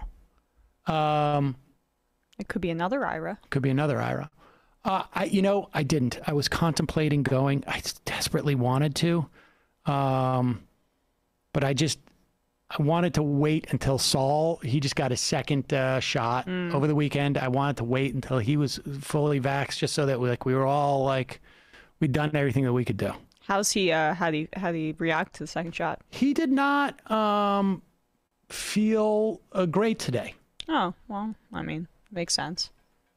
Husker Du had the opportunity to watch a bad situation this yesterday. I have to say, as a Jew, grew up in Connecticut and first got involved with politics during the Le Mans 06 run. I really enjoyed it, especially the scene where Maron's character is introduced. Yes, that was pretty funny. That's the one you were telling me about the other day? Yes. Yep. Yep. Where's my sound sheet? Oh, God. I don't know if I have the strength for this today. Here is, I don't know. What do you guys want to do first? I don't know. Did we actually even headline or talk about how Cuomo was fired? We did headline it, yes. Oh, right. But let's do we have any sound about it? No. Honestly, I wanted to mention that. He's gone. I just wanted to mention. Of course, he had to be. And apparently there was more, which of course there was. Yeah. This was like the Gruden situation where they leaked the initial email hoping that he would get fired, and then he decides to stand pat, and then they had a second trove. I mean, there's going to be that, not to link it back to sports, but the people who have access to this information. Well, I mean, this all just came out in the AG's report, right? But there's a bunch of stuff that's redacted, I would imagine. Yes, I think that's what's going on there. I think there's more stuff that they're aware of, and they had an opportunity to cut ties, and that's it. I wonder who's going to take over that primetime spot. I think the reason I was reminded was because we have some Jake Tapper clips in here. All right, should we do which one do you want to do? The first or the second? 7 or 8? 8? Yeah. Okay. This is Jake Tapper on with Representative Ilhan Omar. As you know, I don't know what percentage now of the Republican caucus in Congress it refers to Ilhan Omar as a member of the Jihad Squad because, of course, she is Muslim. And so funny. It is the idea that what is really demented here is that the Republicans did not feel like they had to address this immediately. Like they did not feel that this was going to cost them anything with their voters whatsoever. And they're right. Now, apparently, Kevin McCarthy, I don't know, did he say something? Did he even address it at all? But here is Ilhan Omar responding to Jake Tapper, asking her about this situation. So Republican leader Kevin McCarthy has still not publicly condemned Boebert's comments. On Friday, he was asked, why not? Take a listen to what he said. She apologized publicly. She apologized personally. She wanted to meet personally. Denied the ability to meet personally. When she picked up the phone and she called Congresswoman Omar, she said, I want to personally apologize to you. And that's what she did. Now, to be clear, after her conversation with you, Boebert went on social media and doubled down and said things that were equally incendiary. Yeah, I mean, what's your reaction to McCarthy and how he described it? Yeah, McCarthy is a liar and a coward. He doesn't have the ability to condemn the kind of bigoted Islamophobia and anti-Muslim rhetoric that are being trafficked by a member of Why doesn't he have the ability to do that? Because this is who they are. And we have to be able to stand up to them, and we have to push them to reckon with the fact that their party right now is normalizing anti-Muslim bigotry. We should point out that there are some members of the Republican House Caucus, Nancy Mace, Tom Reed, Adam Kinzinger, Fred Upton, I believe, reached out to you, who have condemned the remarks. But that's 4 out of hundreds. Most of the House... And they are being attacked. They're being attacked for condemning it, which tells you that their conference condones this. And that's why it's dangerous, because people across the world, not just in the United States, are seeing this, and they are worried. As you know, Islamophobia is on the rise. And as many people have reached out to me about my safety, I remind them that this isn't about me. This is about all of the young girls across this country who wear the hijab so proudly, who are afraid for their lives. I mean, it is pretty amazing that Jake Tapper, feels like he has to even mention the 4 that did it. And how many of those 4 are resigning? At least 1, right? Yeah. Or not up for re-election? Upton? Is it 2 or is it 1? Just Mace is not. All 3 of the others. Mace. Oh, okay. 75% of the Republicans, of the 4 Republicans who actually criticized Lauren Boebert for saying stuff like the Jihad Squad are actually retiring. Like, I mean, what's amazing is that you need to bring on Ilhan Omar to tell this story, right? Like, I mean, this should not be a story that is brought out and explained by her. This is a story, period, which is the Republican Party is this way. Now, it's going to take Ilhan Omar to say this, but then you've got to start having people like Nancy Pelosi say this, who instead of saying we need a Republican Party, blah, blah, blah, or that they're good people in the Republican Party, or that the problem is Lauren Boebert, you need to come out and say, like, this is who they are. This is a problem.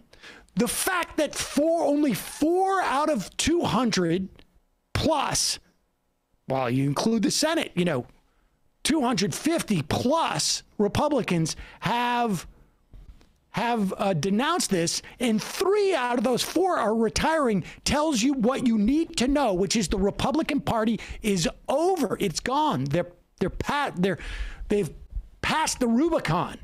They've crossed the Rubicon, as it were. Have they moved in any way on censuring Lauren Boebert? That's what I was just trying to look up.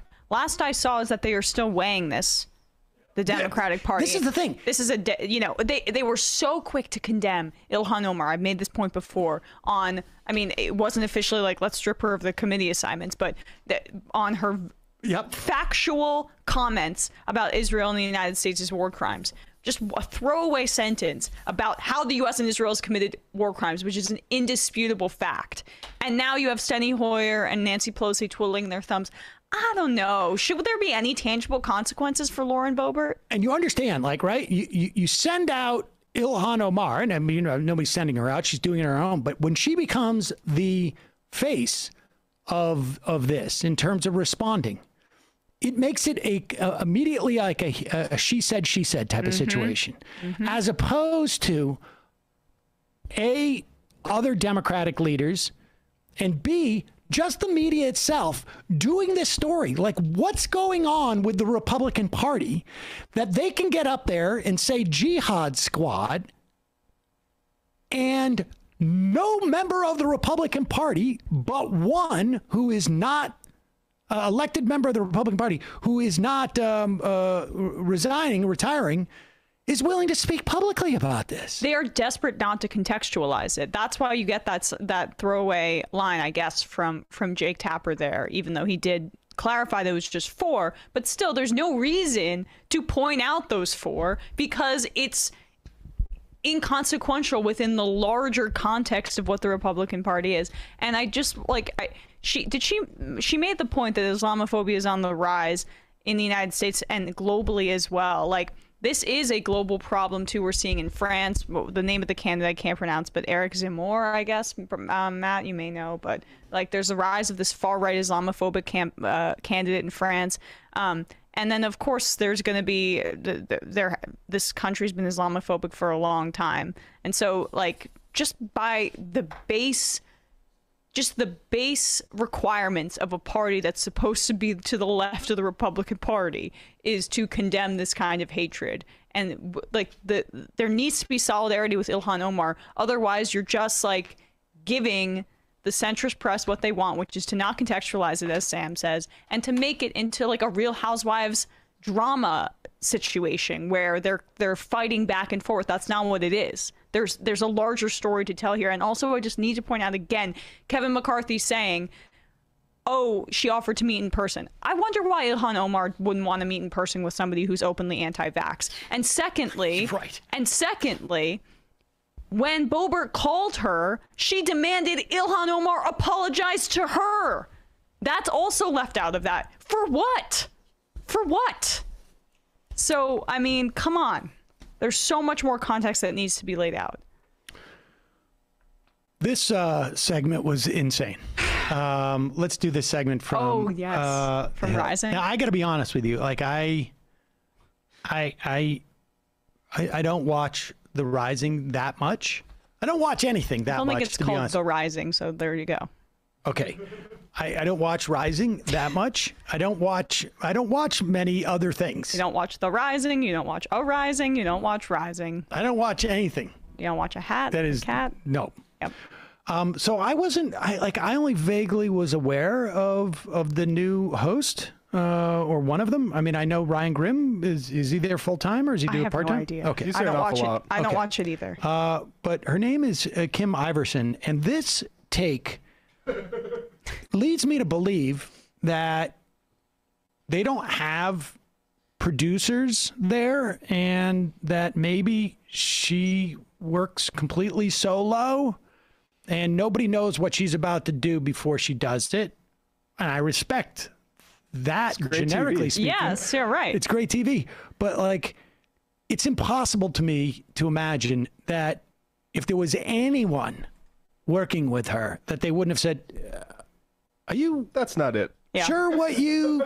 I'm not sure that what you're saying is what is coming across. Are you... Here is what you did. Stay... It's what a ride, right? Like this takes you on a ride. And you know how sometimes rides are like roller coasters, we go up and down and loop-de-loop. This is more like Splash Mountain, where it's like really soft and cozy until the very end where you just drop. Right. That's what this is. Right. Here it is. She's talking about this photo that was put out of the Michigan shooter, Ethan Crumbley. Look at the photos of Ethan Crumbley people on social media and some media outlets are using. He's now 15, and yet they chose this angelic-looking photo from about when he was 10.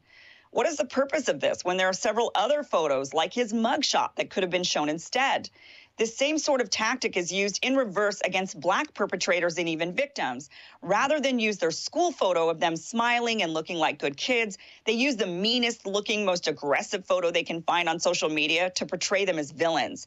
They attempt to portray them as people who either obviously would commit the heinous crime they did or victims who deserved it. They do this to placate a certain bias and mindset that the audience already holds, and the same looks to be happening in this case. Showing Crumbley as this innocent-looking angelic white kid is intended to stoke fear and support a narrative that white people, no matter how nice they look, are domestic terrorists who we should all be afraid of. The last, like, it's the first 90% of it is basically just rote media critique that's sort of center left almost. Like, I mean, absolutely right. So, oh yeah, right. Like that. Yeah, they should not be showing, even though I think she got it mixed up, right? It's usually Black victims of crimes. Well, she said perpetrator or victims. Okay. So she said both. Said. So they use the scary pictures of the Black kids to portray them as scary or violent, and they use the nice picture of the white kids to portray them as scary or violent. Right. It's the same tactic. Right. But she said it is also supposedly to further an existing narrative, which is that, you know, presumably in the first part of her construction, that Black people are always scary, And then the existing narrative here is that even the most angelic of white people are evil and capable of doing something horrible. Now, okay, I buy that. I actually, I mean, yeah, because I am of that opinion, certainly based upon my life experience, but I don't know that's what the media had in mind in doing. Because Nation of Islam Obama controls the media. That's what it is. He wants to portray every white person as, horrible, bloodthirsty infidels. Right. They look like angels. If this is what their angels can do, can you imagine what their devils are able to do? I mean, I'm trying to imagine what the media would look like if they were actually trying to convey the message that all white people are a threat to everybody. It doesn't quite look like the media I watch. Honestly, though, I find that comment fascinating. Let's just assume, I'm going to do her the respect that she meant to communicate what she did. I just can't imagine how much you have to ingest or smoke or deprive yourself of oxygen to get to that formulation. Like, I mean, you must wake up in the morning and be like, how can I talk for 60 seconds and not seem like a lunatic until the last 3? I'm trying to find that. And also appeal to the right. I mean, is she the one on the right in this? I guess. Or is she the anti-establishment figure who's, I mean, she's those are on the right. Yeah, well, they're all anti-establishment. Well, you got to be the contrarian to actually, like, this is what you're setting up. Like, you got to have like some type of contrarian machine black box. So I was looking up the article that she cites there. I mean, can we put up just the first image of what they said at the beginning, of what she was showing at the beginning of Ethan Crumbley, Bradley? Just like the first part of and don't play the video because I just want to make sure this is right. Okay. Oh, well, no, this is a different piece, but the original controversy about that photo being shared was because it was a Daily Mail piece that said bullied teen Ethan Crumbley, 15, is identified as the Michigan high school school shooter who gunned down 4 classmates with his father's 99 blah, blah, blah. Like, that's why it was controversial, was because this photo of him praying at age like 8 years old was paired with a headline calling him bullied and victimizing him. It's like the exact opposite of the dynamic that she's portraying there. And what is Milne News? Like, what is that? I have no idea. It is just some website that, like, I don't quite get it. Yeah. It has 200 followers on Instagram. That seems like the right place to. This is it's like a use as a citation for your media critique. Sun. Yeah. Like what? That is. I mean, what it is it reminds me of like when I was trying to apply some sort of theory or some such in college and didn't understand it at all and just over applied it. Like the way she says it's the same technique but in reverse. Like, no, it's the exact opposite thing. Like as if like if a black teenager was arrested and you used a very nice picture of them, that would have been creating the message that any black people, even the ones that are well put together and like present well to white people, like are also scary. It's clearly not happening. Right. I mean, that is like, this is the beauty, is that it's like, these two things are the same, despite the fact that the context in which they happens is completely different. Right? Like if I'm doing this, it's the exact same whether I'm in a boat and I'm shoveling out water or whether I'm in a desert and I'm shoveling sand. Yeah. Right? Like it doesn't matter. Like, it's the exact same action. Or your context doesn't matter. Digging up dirt for a grave. Right. I mean, exactly. Like it's just I mean, it's tough. That's the thing is like I don't really have a bead on Iverson. I know that she's not as like traditionally conservative as Sager was, for instance. But I mean, I guess it's tough to. It's easier just to be a Republican than just some sort of like free floating anti-populist. Like, yeah, you got to figure out. You got to work. You got to really work it. You got to really sort of bend some stuff. Should we do the Blaze TV one, or is that too much? Oh, with yeah, or should we do might be a little bit much for today. Maybe we come back to it later. Should we do well, I don't. Let's take some calls. You guys figure out what we should do next year. I can't quite. I'm still, my brain is a little bit bent from that last one there. Calling from a 847 area code. Who's this? Where are you calling from? Oh my God, Sam. Yes. It's Josh from Chicago. Josh from Chicago. How are you, Josh? Long time no talk to. Fun game. Sam, I missed you. What? I missed you, Sam. Well, I missed you too, Josh. What have you been up to?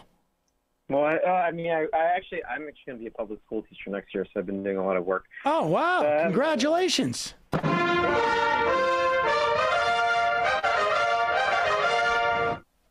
Thank you. I haven't had a lot of time to listen live, but so I've been doing archive listening. Okay. But I have bronchitis currently. Congratulations. Great. Good job. Thank you. So I'm home today, but I want to say two things. First, briefly on the Bowman thing, it's stupid and dumb that DSA isn't re-endorsing him, and also their statement sucks because J Street is not some pro-Israel lobby group, and saying that is like, I mean, like, do I love what J Street always does? No, but like, they are infinitely better than AIPAC. Yes. And I would rather people donate to J Street and politicians come talk to J Street than AIPAC because, like I'm sorry, but that's lazy and ignorant, and it's embarrassing, honestly, to be a part of. I love DSA. I'm proudly a member, but it's embarrassing that they put this out, honestly. Yeah, I tend to think that it is a mistake because, you know, again, context matters. And in a different context where we had, 110 members of the Democratic caucus who were willing to hold Israel to account, as opposed to like 5 or something like that, or 4, then maybe you could raise the standard for, who can, for how aggressive people can be in terms of sanctioning Israel. But Bowman has been very strong on Palestinian rights. And there's a certain reality in American politics, which is there is money and when you're coming from New York, there are voters who are a single issue voter on some of these things. And I don't know. I mean, if they can find a candidate who is going to be stronger on these issues than Bowman and stronger on these issues across the board and can get elected in that district, okay. But they can't. But that's my feeling. But yeah, I don't. I mean, they can, right? No. Josh, appreciate the call. Can I say one quick thing? Yes. Actually, so I just wanted to sort of a tribute to Michael and also a late friend of mine who unfortunately Halloween weekend took her own life. But I wanted to give a shout out to the coverage you guys did, particularly Michael, but all of you did of Theresa May in England. And the reason I'm saying this is because I'm very convinced that my friend would be alive today had Corbyn been prime minister. And I think a lot of people were not aware of how much she gutted the NHS there and how, I have to be honest, cruel and sadistic she was as a politician and a human being. And I think there's a tendency that a lot of people had, and you talked about this, where if someone was in a photo with Trump and they looked like an adult, the liberal media would go gaga over them, right? Because they're the adult in the room. And I really need to thank you all for, holding her to account because, I obviously miss my friend terribly, but I really can't think of, just how I really can't think of that and not think of Theresa May and what she did. And, I'd like to think that if there is an afterlife, my friend Kate and Michael will be sort of bonding over their shared socialist Jewish ideals. But yeah, I have to thank you all for that. Josh, sorry for your loss, man. I'm so sorry. Thanks, buddy. All right. Hang in there, man. Thanks.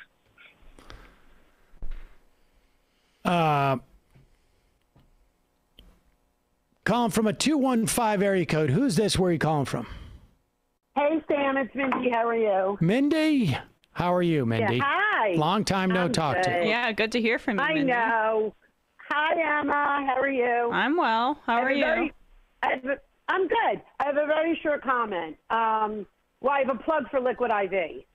Okay. So on Thanksgiving, my stepson gave me a half of pot cookie, like an edible cookie, like a quarter of a cookie.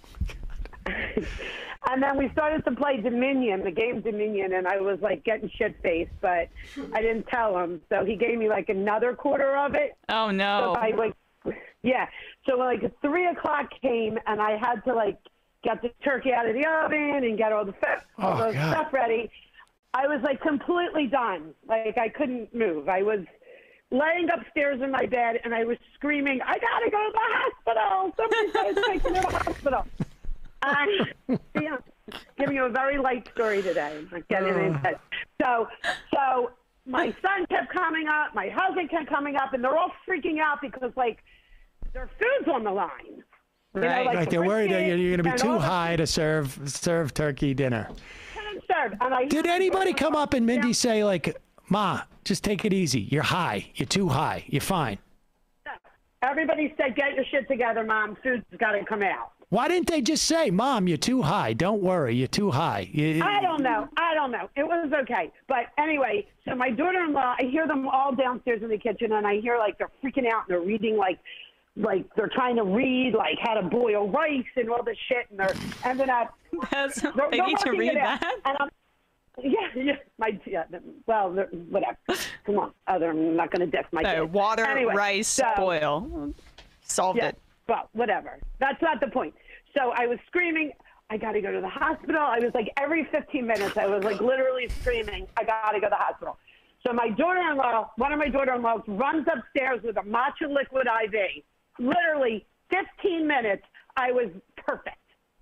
Back to being perfect. It's not where I thought this was going.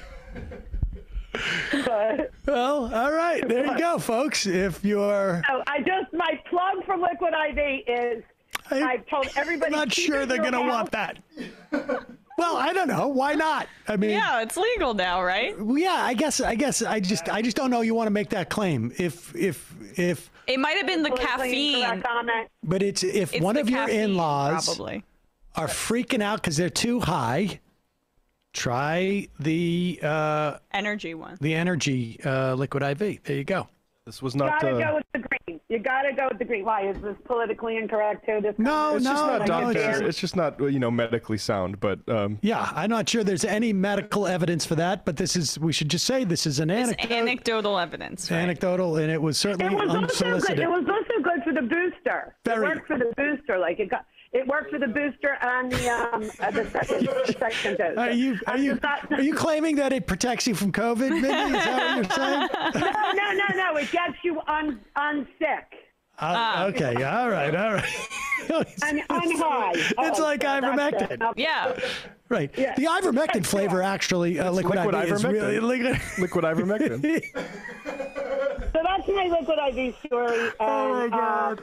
Just wanted to tell you that. No, wait another 3 months before I call you back with something else. We appreciate all of their past sponsorship, and it was great having them on board of the show, and I wish them all the best of luck. Why? Am I getting you in trouble for that? No, I'm joking. It's just not like what I I'm telling you. All right, Mindy, we got to, okay. So wait, my family, hold on. My family has a joke that they call it the elixir of the gods. Oh, wow. Wow, I'm sure they'll take that. All right. Okay. So did I clean that up good? Yeah, I mean, I sort of feel like somebody's like the next thing I'm going to do is see your Twitter feed, like where you've you're sponsored. You got a sponsored Twitter feed. Yeah. I'm like kind of over Twitter at this point. Since Trump's done, I'm like not really. I have no Twitter. No, I can tweet anything now. Nobody cares. All right. I'm a complete Twitter husband. All right. Well. All right. Have a good holiday. Bye, Mindy. Thanks. Bye. Bye. That is not what I imagined. I did not imagine that is what, that is where that was going. Left Leckening. Sam, I'm very concerned about some comments you made a few months ago. You made the disgusting claim that you can replace your table saw with a track saw. How do you expect to make accurate, repeatable cuts without a table saw? Wow. Think about all the jigs you would be sacrificing. Look, there's some truth to what you're saying there, but I don't, for the amount of cuts that I make, I'm just not making that many repetitive cuts. And it's, I go and I measure accurately. And this year, for Hanukkah, I'm going to assume Saul's not listening. He wasn't sure what to get me, and so I told my sister to tell him to get me this. It is a tape measure that the laser. I didn't get the laser one. I got the tape measure where it gives you the digital readout. Oh. So no more like, oh, it's 43 and a half inches, as opposed to, wait, no, actually it's 42 and a half. That's what happens to me occasionally. Wow, that's cool. Let's talk about this with Anthony Fauci at the White House press conference, because this is a really interesting issue with Omicron. There's no data yet. The only thing that we know in terms of like actual like infection numbers in South Africa, I think you can reliably assess, at least from their infection numbers, that Omicron is much more communicable. South Africa has really good tracing. That's how come they found it there in the first place. But the question then becomes, and look, all things being equal, even slightly diminished, if you have something that is 50% more transmissible or transmittable. Transmissible, I think. If you have something that's, it is highly problematic, because if it is equally as virulent or even slightly less virulent, you would imagine you're going to see that many more hospitalizations and deaths, which of course is also very problematic, because regardless of whether they're vaccinated or not, this isn't, we can have a so-called pandemic amongst the vaccinated, but the fact of the matter is we live in a society, and aside from just it being inhumane, that saying that people deserve that from a practical standpoint from a society, you may want to go to the hospital or may need to go to the hospital because your appendix bursts or whatever it is. And if the hospital beds are filled up, if medical personnel are exhausted, it is a problem. And so here is Fauci talking about what may end up being a silver lining to the Omicron. We still don't know. There's not enough. But right now, anyways, and it's always a lagging indicator, we're not seeing the uptick in hospitalizations and deaths in South Africa that you would start to see as a function of the fact that the infections have been like doubling at an incredible rate. But here is Fauci. This proves more transmissible but less virulent than Delta. Would there be any public health benefit to furthering its spread by lifting travel restrictions, for example, so it can outcompete the Delta variant? You're talking about something really dangerous. You're talking about let a lot of people get infected to see if, in fact, you could protect them. That's something that I think almost all infectious disease people with any knowledge about infectious disease would not say that's a good idea. Dr. Fauci, we are... Just to be clear on what the theory that she's espousing there is, and why you got to understand why this is it's a dangerous, from a public health policy standpoint, why it's a dangerous theory to espouse.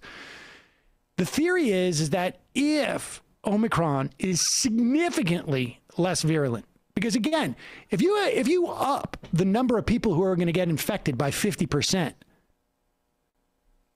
and you don't dramatically decrease the virulence of this, if you could like do this in a lab, let's say, you're going to get that many more deaths and hospitalizations, even if it's like slightly less virulent.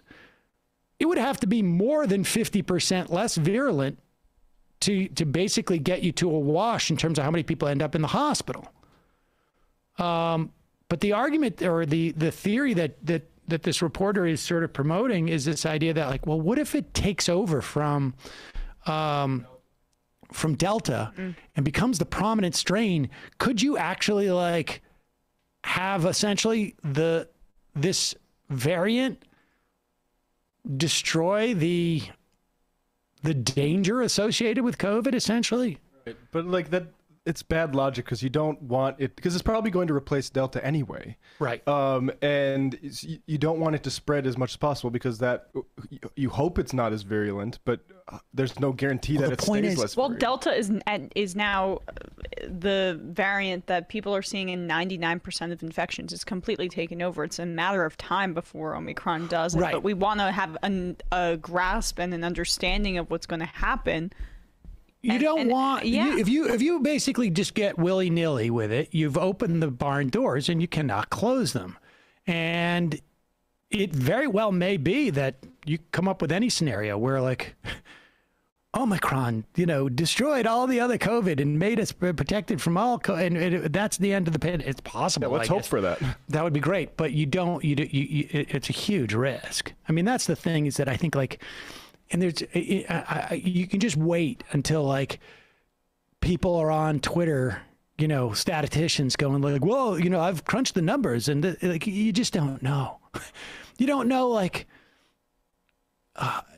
you just don't know. And you have to always act it seems to me, in the most cautious of way possible. You've got to try and minimize, you've got to weigh that against, the economic devastation that could come with these type of protections too. But that's the whole point of why we need like more aid to flow and more vaccinations to flow. That's something you can control. Do we not know who that reporter was? I was just trying to look for it. It's a dangerous question, and it's also going to be one we're hearing. I mean, I want to be clear. It's a perfectly legitimate question to ask, but it's the problem ends up being when you start to hear people espouse it as a theory based upon. Right, but that's okay. So if the question was asked in good faith, I guess I'm fine with it, of course. But you just worried that these are like, this is a step away from. What was the Swedish thing? The herd immunity?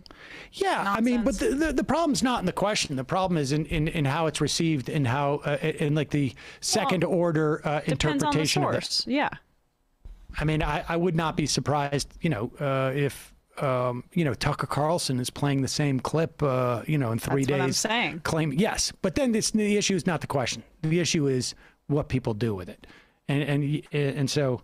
That's why we wanted to have put our 2 cents in. I also think like it acts like we have more agency than we do over here. Like I said, like I think Omicron's going to take over from Delta, and this idea that we'll just do this on purpose and then it will solve everything. Like yeah, we're playing 14-dimensional chess with a virus that is completely unpredictable. And first of all, you MFers were saying this about more virulent, the original COVID in the first place. Right.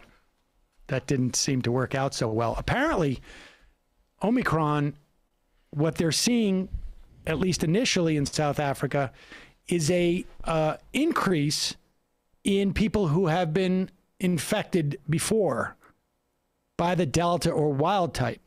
Yeah, New York Times was saying that if you have prior infection, you're not protected against Omicron to the way that you might believe you are. I wonder if they have enough data to establish whether that is a function of time that you were, how far out from your first infection you were, or if it was that this is a different, this variant is so different which apparently it is, but that the difference is what makes you possible open for reinfection. And initial data is suggesting that like vaccination is a lot more protective than even recent additional infection. So get your shots, get your boosters if you can, if they're available. Also, very good. I would say that my reception on my cell phone ever since Saul got vaccinated has gone up. I would say 15%. Fewer drop calls. I'm not making any claims. More hotspots in your home. Exactly. More mobile hotspots. That's what you call your son, right? MiFi. That's what I call him. I renamed him. MiFi. That was quick. Yep. It'd be quick. Folks.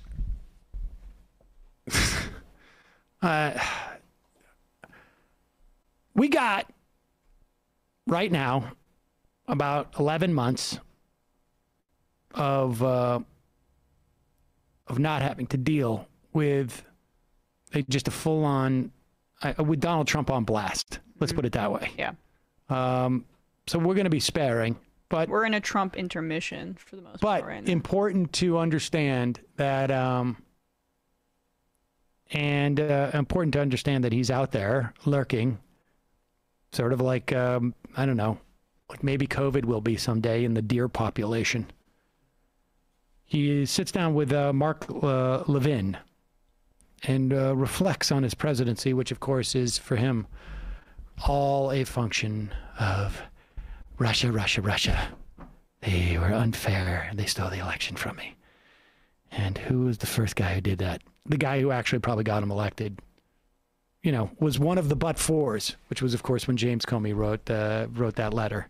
But here is Donald Trump with Mark Levin. The words deep state, but they've been there for a long time. They've been in the Justice Department, they've been in the FBI, they've been in CIA. So you're coming into a hornet's nest. I was going to say before, if I didn't fire Comey, they were looking to take down the President of the United States. If I didn't fire him, and some people said he made a mistake when he fired Comey. And now those same people said it was the most incredible instinctual moves that they've ever seen. Because I might be here with you, perhaps we'll be talking about something else. But I don't think I could have survived if I didn't fire him, because it was like a hornet's nest. When I fired him, they all went crazy against each other. Wait, what? So this plan was to use James Comey to take down the president. James Comey, the same guy who released the letter saying Hillary Clinton was under investigation that really helped Trump go over the finish line in 2016. They did that just so they could then go at the president. But doesn't the idea that it turned into a hornet's nest undercut his argument that the deep state controls all of this stuff? Yeah, that it was a coordinated effort against him. It doesn't really matter, though. Like, he just wants to get the deep state was after me out there. I mean, that just activates and sets off every nerve ending in his support, in his base of support. The way to fight the deep state is you gotta know who to fire. That's why I was the apprentice guy. I knew who to fire and when to fire him. That's how you fight the deep state. It's like Jenga. It's like Jenga. You pull out the right one, the whole thing falls apart.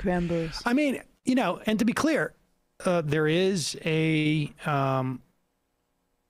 national security complex.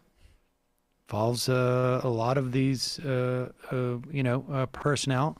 And they found Trump a tad distasteful because he was such a wild card. But in the end, he upheld everything that they believe in and want. Without a doubt. And Comey, of course, was reacting to dissension amongst his people. I think Comey was afraid of some type of mutiny in the New York FBI office. That's why he released that letter. And I think he also thought that he'd be indicting Trump under a Clinton administration and wanted to make it seem like he was being impartial. I think that's honestly... that was sort of my theory, I think, at the time. And I think he came out and more or less said something to that effect subsequent to that. But there were so many consequential decisions made in Washington based on like just general hubris about Hillary Clinton's eventual victory. Yeah. We were just talking about Ruth Bader Ginsburg last week and how like for some reason the Hillary Clinton truthers are rehashing 2016 again, blaming Bernie Sanders supporters for the Supreme Court because of course, and yet they're the same people that were they wanted that beautiful moment. They're like the people that supported Hillary doing it at the Javits Center so she could shatter the glass ceiling, and same with appointing Ruth Bader Ginsburg's successor. Like she was like, Hillary's gonna win. I mean, same with Comey. Hillary's gonna win. I got to show myself to be impartial. Just all these really like important decisions that have consequences we're feeling to this day. Should we do this Blaze TV one? Yeah, I think we should do it. I haven't heard of Sydney Watson. She's a Blaze TV personality. Says she's moving, farther to the anarchist side of things. I guess she's on her own political journey. But here she's talking. ANCAP?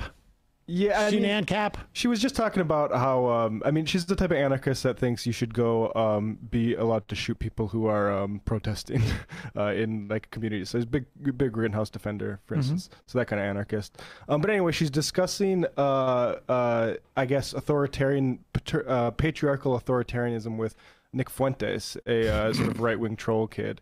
And Nick makes some... She sort of susses something out about Nick that I think we could all maybe have concluded about him with regards to his experience with women when he talks about, liking Orban or the way any sort of society that would structure men above women. And Nick thinks that's good. So here's them. And we should say this video is courtesy of YouTuber Zoomernaut. Yeah, this is originally from like the Blaze TV or something like that. But yeah. Yes, probably. Why? I mean, why? I mean, I'll give you an example. A very good friend of mine who I've known for about 10 years used to be very much like you, actually. And he, he's someone who used to really, really prop up authoritarianism. He used to, and he still believes this in part, that people do need to be governed to a large extent because people, left alone are morons. And that's not saying necessarily that I even disagree with. I think your average person is probably as dumb as a bag of rocks. However, he moved to Singapore, which you could argue is not the worst place in the world. Obviously, it's quite clean. People, follow the law. The crime rate is reasonably low. But after about 2 years of living in Singapore, where they knock on your door, and this has happened to him, where he got dobbed in by his neighbors for having water on his balcony, and they said it's causing a mosquito problem. Now we're at your house, prepared to fine you over mosquitoes. He said to me, I hate living in this country. I hate the authoritarianism here. I hate the way that things operate, because coming from Australia, he's an Aussie. He was like, I much prefer the way that we do things back home, or at least, the freedom that we have. And living in a country where that's staunched in some capacity was really, and is, and continues to be very bothersome and trying for him. And so I just find it interesting, though, that you've only ever lived in the United States. You can only do so much reading before practical experience actually should take, some sort of precedence. And I mean, I say the same thing about women too. I mean, I dare say, from my understanding of many of your viewpoints, you also promote like the way of interacting with women. And I go, have you been in a relationship with a woman? No. So how are you telling other people how to behave towards women when you yourself have not had any actual physical, interaction with them in a romantic capacity, or in fact, in any capacity where you uphold them in a way that treats them with respect? I mean, if you're out here arguing that women are basically half the value of, well, I'm not going to put words in your mouth, in fact, because that's not right. But, if you are looking to some other regimes around the world that do think that women are half the value of a man, I have to question what kind of a person who's had no experience with women is in a position to basically promote these ideas. Well, I'm having an experience with a woman right now, and I've had lots of experiences with women in my life, not romantically per se, but I've talked to enough women. I've been in, I've known enough women to know sort of what's going on. And I think any man who is observant enough, and honestly, like I said, we could go back to great geniuses. We could go back to.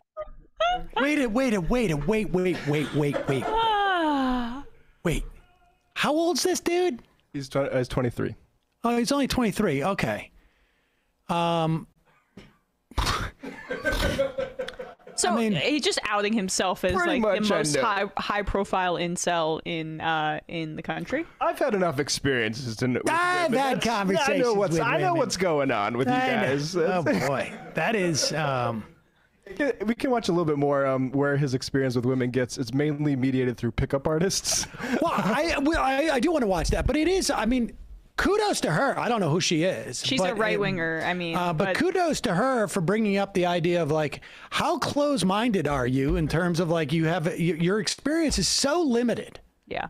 But you make these broad, sweeping assessments of things. Which is not to say that if you've lived in multiple countries, you necessarily have a greater insight.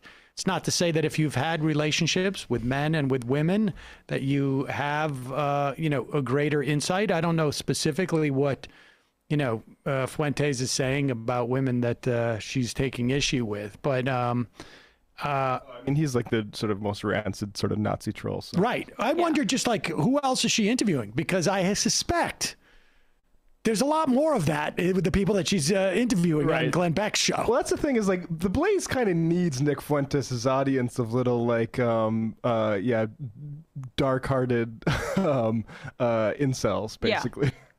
Well, they're trying to tap into that to make the market a little bit younger for them.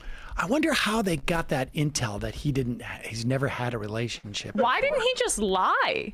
Well, I don't know. Maybe it's on his baseball card. Do they put out like little, I don't know. Because people would ask for evidence. Baseball card? I mean, she's so thoroughly caught him off guard there that he's admitted and then began to backtrack about the experiences that he's had with women. Experience with a woman right now. My understanding is that he was dating Michael Tracy's girlfriend before he started dating. Well, right. Joking, good. No, Michael Tracy's girlfriend before she went to the other school. They're in Canada. Right. All right, let's watch. It goes on a little bit more. They met at camp. I'm having an experience with a woman right now, and I've had lots of experiences with women in my life, not romantically per se, but I've talked to enough women. I've been in, I've known enough women to know sort of what's going on. And I think any man who is observant enough, and honestly, like I said, we could go back to great geniuses. We could go back to people that have been in relationships. Like a perfect example is like the pickup artists. Have you ever noticed that pickup artists who have the most relationships with women and the most sex, what they say is that really with women, it's the same bag of tricks. To seduce a woman or whatever. And I think that kind of tells you something about the nature of women. Pause it for 1 second. I just want you to listen, there's one way to interpret this. Like, it's a random example he's using. No, this is his worldview. He is understanding women because he's watched so many of these pickup artist things. Now, there's two ways you can assess this. One is the fact that this guy is relying on pickup artists to get his assessment of 50% of the population. Never mind the fact that maybe he should also think, well, all of this pickup artistry that I have watched, still at age 23, I have not developed a relationship with a woman at any point. Maybe this isn't the right thing to do, but just even if it was, like, even if it was like, it's worked for me, it must be the full breadth of knowledge of women. Like, this is just, we're so screwed as a society, I think. I want to just actually on that note, like to young men who might be dealing with issues of like talking with women, what pickup artists demonstrate isn't that the same bag of tricks can get you into their pants every time, because otherwise Nick Fuentes would have had a relationship with a woman. What they say is, what basically pickup artistry demonstrates is that like they have these scripts that allow them to hide their true feelings about women for long enough for women to see like, okay, maybe this guy is worth, sleeping with, which is for a guy like Nick Fuentes just shocking that you'd have casual sex, frankly. And that all pickup artists say is like, it's a numbers game. You get out there with and propose to enough women, and there's enough lonely people out there where even a guy like Nick Fuentes or those pickup artists can occasionally get laid.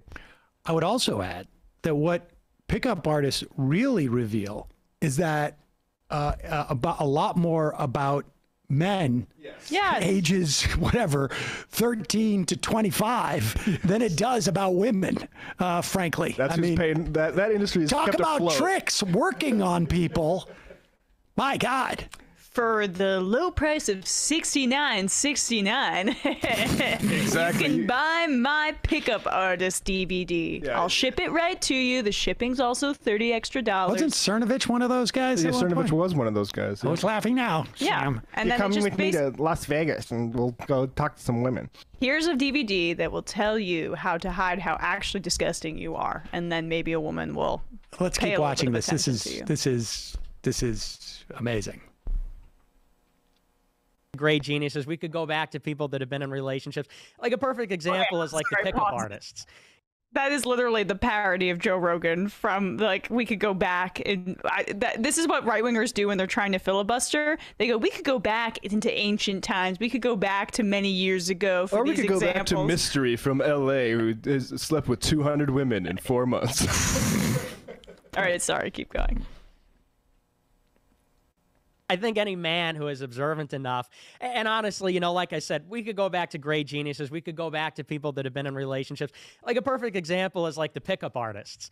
You know, have you ever noticed that pickup artists who have the most relationships with women and the most sex, what they say is that really with women, it's the same bag of tricks to seduce a woman or whatever. And I think that kind of... This is important. Like, I mean, I know for much of our audience, this is sort of, you know, a little bit remedial, but in the event that there is, you know, a 15-year-old or a 17-year-old or an 18-year-old or, God forbid, a 23-year-old, you know, male watching this, it's important to sort of like point this stuff out.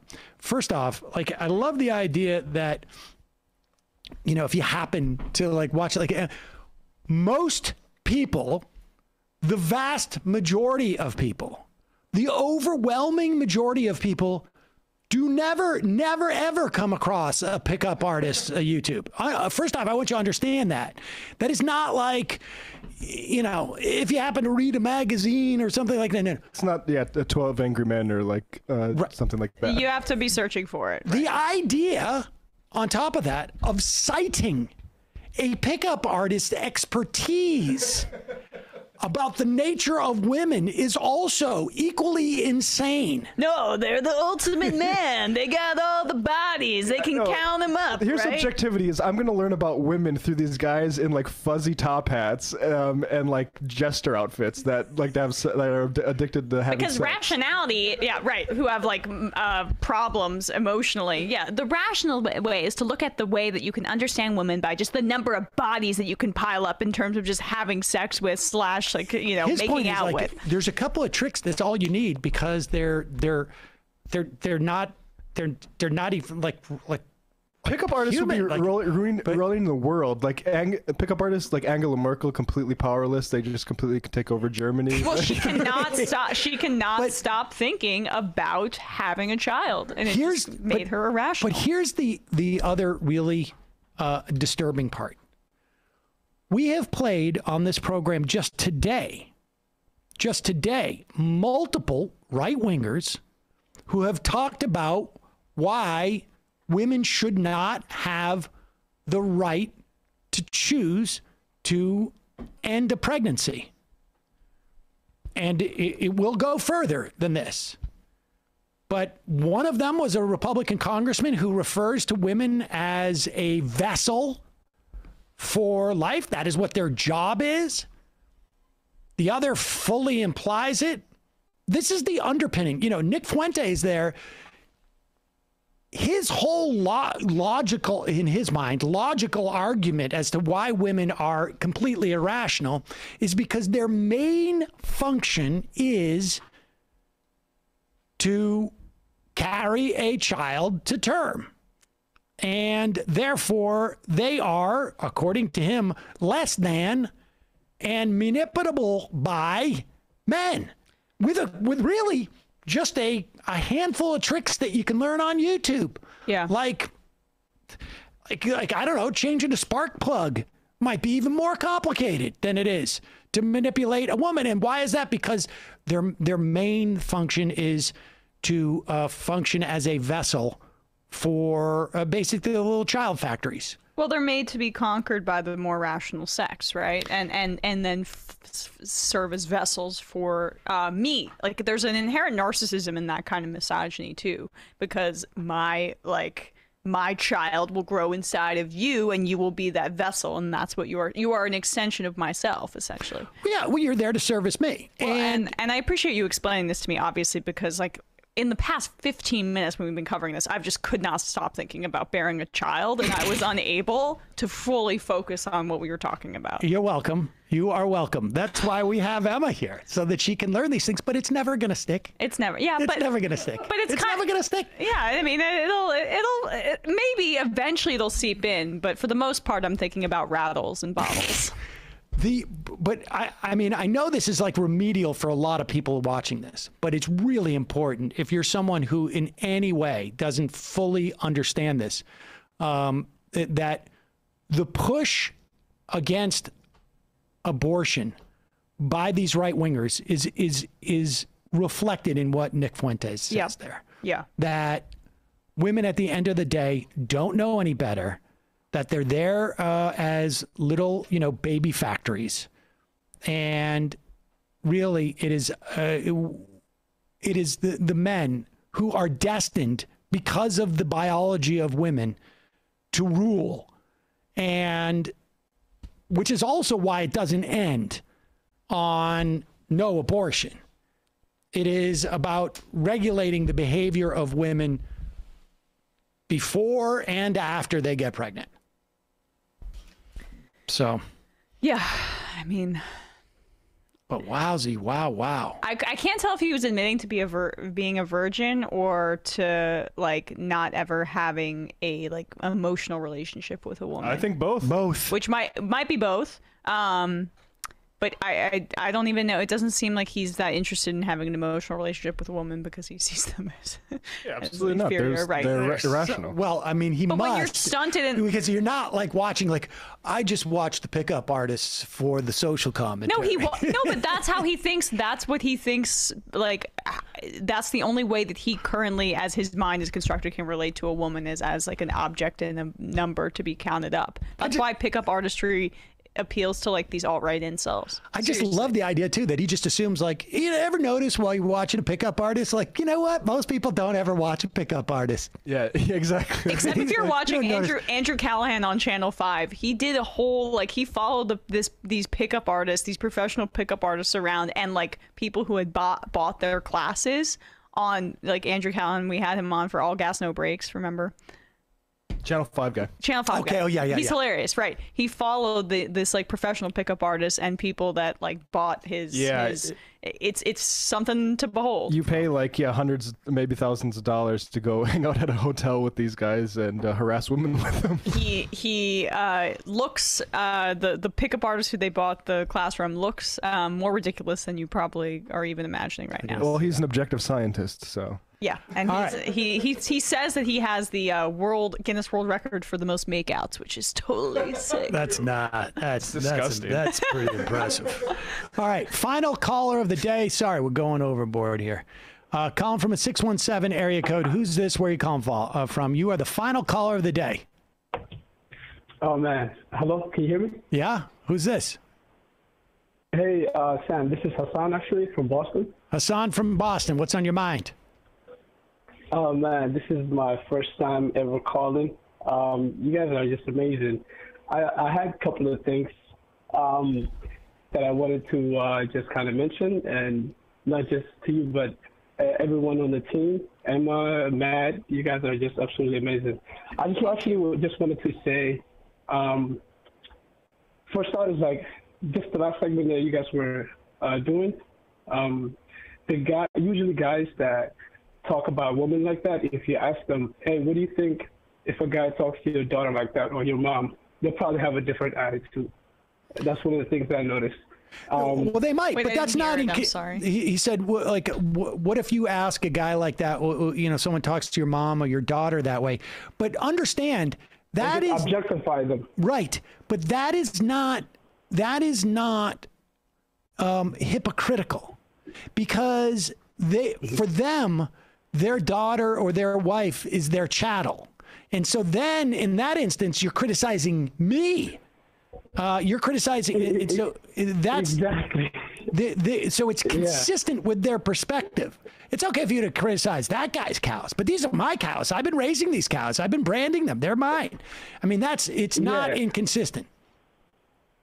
I mean, absolutely. That's exactly what I was trying to get at. Is because since they view women and other people like, since they try to objectify them and basically see them as a property, it's like, hey, but when they see another person disrespect them or approach them in a similar manner, they basically would have a different tune and be like, hey, that's mine. That's my daughter you're talking to like that. You know what I mean? How can you just see her as a factory machine making, things like that? Yep.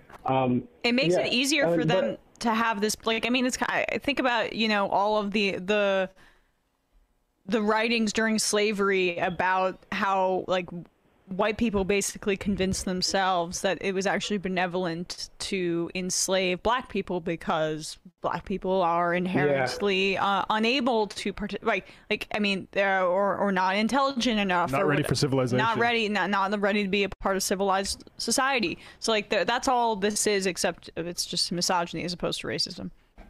And they literally view black people as property because they would have them on the insurance as property. They didn't even view them as human beings. But no, you guys are absolutely right. But my initial point that I called was, and this is something that I've seen over the years, but it's just something I talked to myself about it, but also with my friends, and it basically comes down to when it comes to capitalism and socialism. And one of the things that I've noticed is that for the last 25 years, just looking at from the economic sector, it's clear as daylight that those who claim to be capitalists and, say like, lift yourself up from the bootstrap, they usually are the ones who support and advocate for socialism for themselves. And not only themselves, obviously we see that through the bailouts and, every time the economy tanks, they're always taking the, American taxpayers but then they tell everyone else, you got to lift yourself up from the bootstrap. But what they actually even do is that when they try to call out the progressives, and other people like Ilhan Omar or anyone who try to advocate for, bringing jobs or advocate for, people to just have basic human rights, they'll call that socialist. But they'll also take and they'll ship it to China. Yes, but the communist China, like it's a communist country, right? But it's not. So if they're against communism. Let me just say this. Yeah. They're not practicing socialism for themselves. That is a misnomer. They're just trying to get the spoils. Period. They're not practicing socialism. They are. In fact, the most accurate description of neoliberalism is not a total laissez-faire market. It is a market that is dominated by a specific class of interests.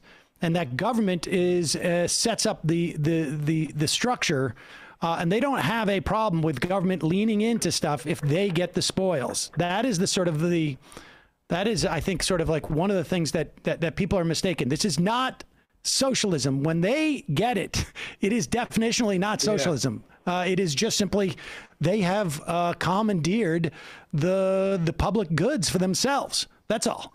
And that's a great point. And I was just going to add, why can like the Democrats or the progressives, why can they basically change the wording and use it against them and be like, hey, if you're against communism, why do you support, let's just say, taking American jobs to ship it to a communist country like, China is obviously a communist country, but most of these billionaires and companies, Amazon and all these ones, they'll ship the American jobs to literally a communist country. Yeah. But then they'll turn around and usually, label everybody who's a Democrat or a progressive and be like, hey, you're a communist supporter. Or it's like, wait, you're taking 4 million jobs going to different countries for cheap labor. So it's not only are they supporting what communism is today. Right, but they're yes, it's the same situation. Powerful. All right, well, listen, I gotta jump, but I appreciate the call. It is it's the same situation where they're not. It's hypocrisy is not the way to do it. It's simply just calling it out. Their policies will do X, Y, and Z. Our policies will not. It's just that Democrats have to make sure that their policies will not. Yeah, and when they make decisions like when Wisconsin brings Foxconn into the state to build a factory, they're not bringing socialism there. They're bringing labor exploitation techniques. All right, we're gonna do 15 of these. Jonathan Armstead, sorry, it's December 7th. You're not the only one who forgot the day, Sam. It's actually December 6th today. Train boy, wait, Sam is Jewish? Fun fact, Jig Tapper is so stupid his bosses at CNN have to keep him locked indoors when it rains for fear he'll look up and drown. Jay Chavone, very unfair to Nick Fuentes. Sir Isaac Newton was a vassal, and he's regarded as one of the great minds of the Enlightenment. Well, that's Volcel. I mean, it's a completely different thing. Kid Tested. Always appreciate Sam looking out for us when he encourages the masses to keep our holy earthen vessels hydrated. Peen. If the workers organized and demanded things under threats of withholding labor, we would get stuff. Until this happens, we get nothing. I think there's a lot of truth to that. The end is slower with Crowder. Could I get a shofar? Got 3 of 2 interviews this week, and most importantly, got engaged to the most beautiful, perfect woman ever. Aww. God, I hope I spelt that right. You didn't, but you get one anyways.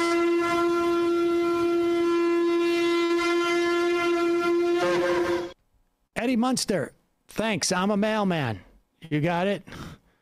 Star Fox, can Discord member Southpaw get a shofar for getting a job offer today?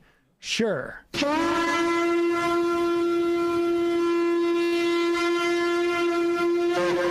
GS9 Sam. Hey, Sam, it's a long shot, but do you plan on supporting progressive candidate Neil Dunn for Pennsylvania Senate? Neil Dunn and suck them nuts. Oh, Jesus. You bastard. Judy Giuliani. It's nice to hear an ex-president talking shit on the Secret Services. What number are we at? Is anybody keeping track? Transistor Rodeo. I've had sex before with ladies. Oh, yeah. Big time. Really cool. For the record, J Street is better than APAC. That's a very low bar. JVP, if not now, and several others aren't damn party hacks like J Street. I could go on all day like this. Vinny Holiday. I just don't think you expel, or I mean, they didn't, but yeah, I mean, frankly, I mean, for my 2 cents, I think the expulsion was too far for a organization that made a bunch, because for particularly like the BDS issue, Bernie wasn't supportive of BDS either. I think it's fair enough, like, you don't want to endorse candidates that won't get on with those sorts of things, particularly like the way the issue is like earlier this year developed and how the squad held the line on certain things. So I think that the DSA needs to at some point have discipline over candidates, and it's not strong enough to actually do it, and how to actually do it is, I think, worthy of debate. But I think this is actually a decent middle ground, frankly. Vinny Holiday, Sam Seder, skewered by Claudia Goldin. Sarcasm.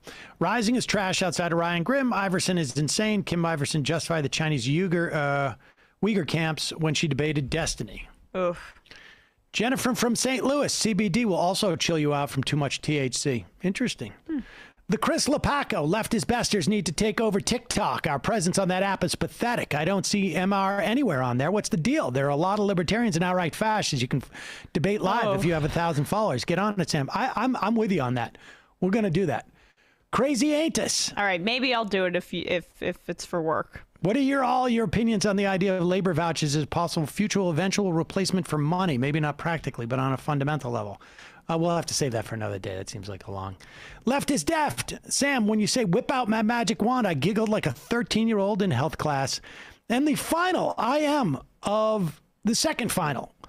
Majority wardrobe coordinator Nick Fuentes has the same girlfriend as Manti Teo, maybe Andrew Callahan. Teo. He made up having a girlfriend. Maybe Callahan can get him on that pickup artist boot camp from Channel 5. And what I wanted to get one more. Here we go. Prairie Fire Kowalski. Uh-oh, it's a big one. Final IM of the day. Sam, Emma, MR crew. I'm sure many states are going through a similar process of electing a new governor, of course, getting new representatives in the state house. Nebraska is gearing up for a contest of stupidity and death. What is the biggest pressing issue in a state of the last 5 years that experienced major droughts, floods, disease, wiping out livestock and its elders? Of course, it's CRT and deregulation. Nebraska has roughly a 2-to-1 Republican-Democratic split in the unicameral, which has these GOP candidates calling for a bicameral system to stop the tyranny of the 40% of the state's population having 33% of power. The University and Board of Regents have been holding the line like heroes to the GOP's onslaught to get civil rights education out of the school curriculum. Please vote, folks, if we can still make them bleed resources for red states and give our comrades a fighting chance. If any candidate is running unopposed, throw yourself into the race. Best case you win and do good, or worse, you make them waste resources fighting you. Left is poggers. Left is strategic. Matt, Bradley, Emma, great job today. See you folks tomorrow. It might take all the strength I got to get to where I want, but I know somehow I'm gonna get there. I wasn't looking when I just got caught between the truth and the lie bar, but finding out won't make me feel any better. Yeah, I know the clock is ticking, but the meds are gonna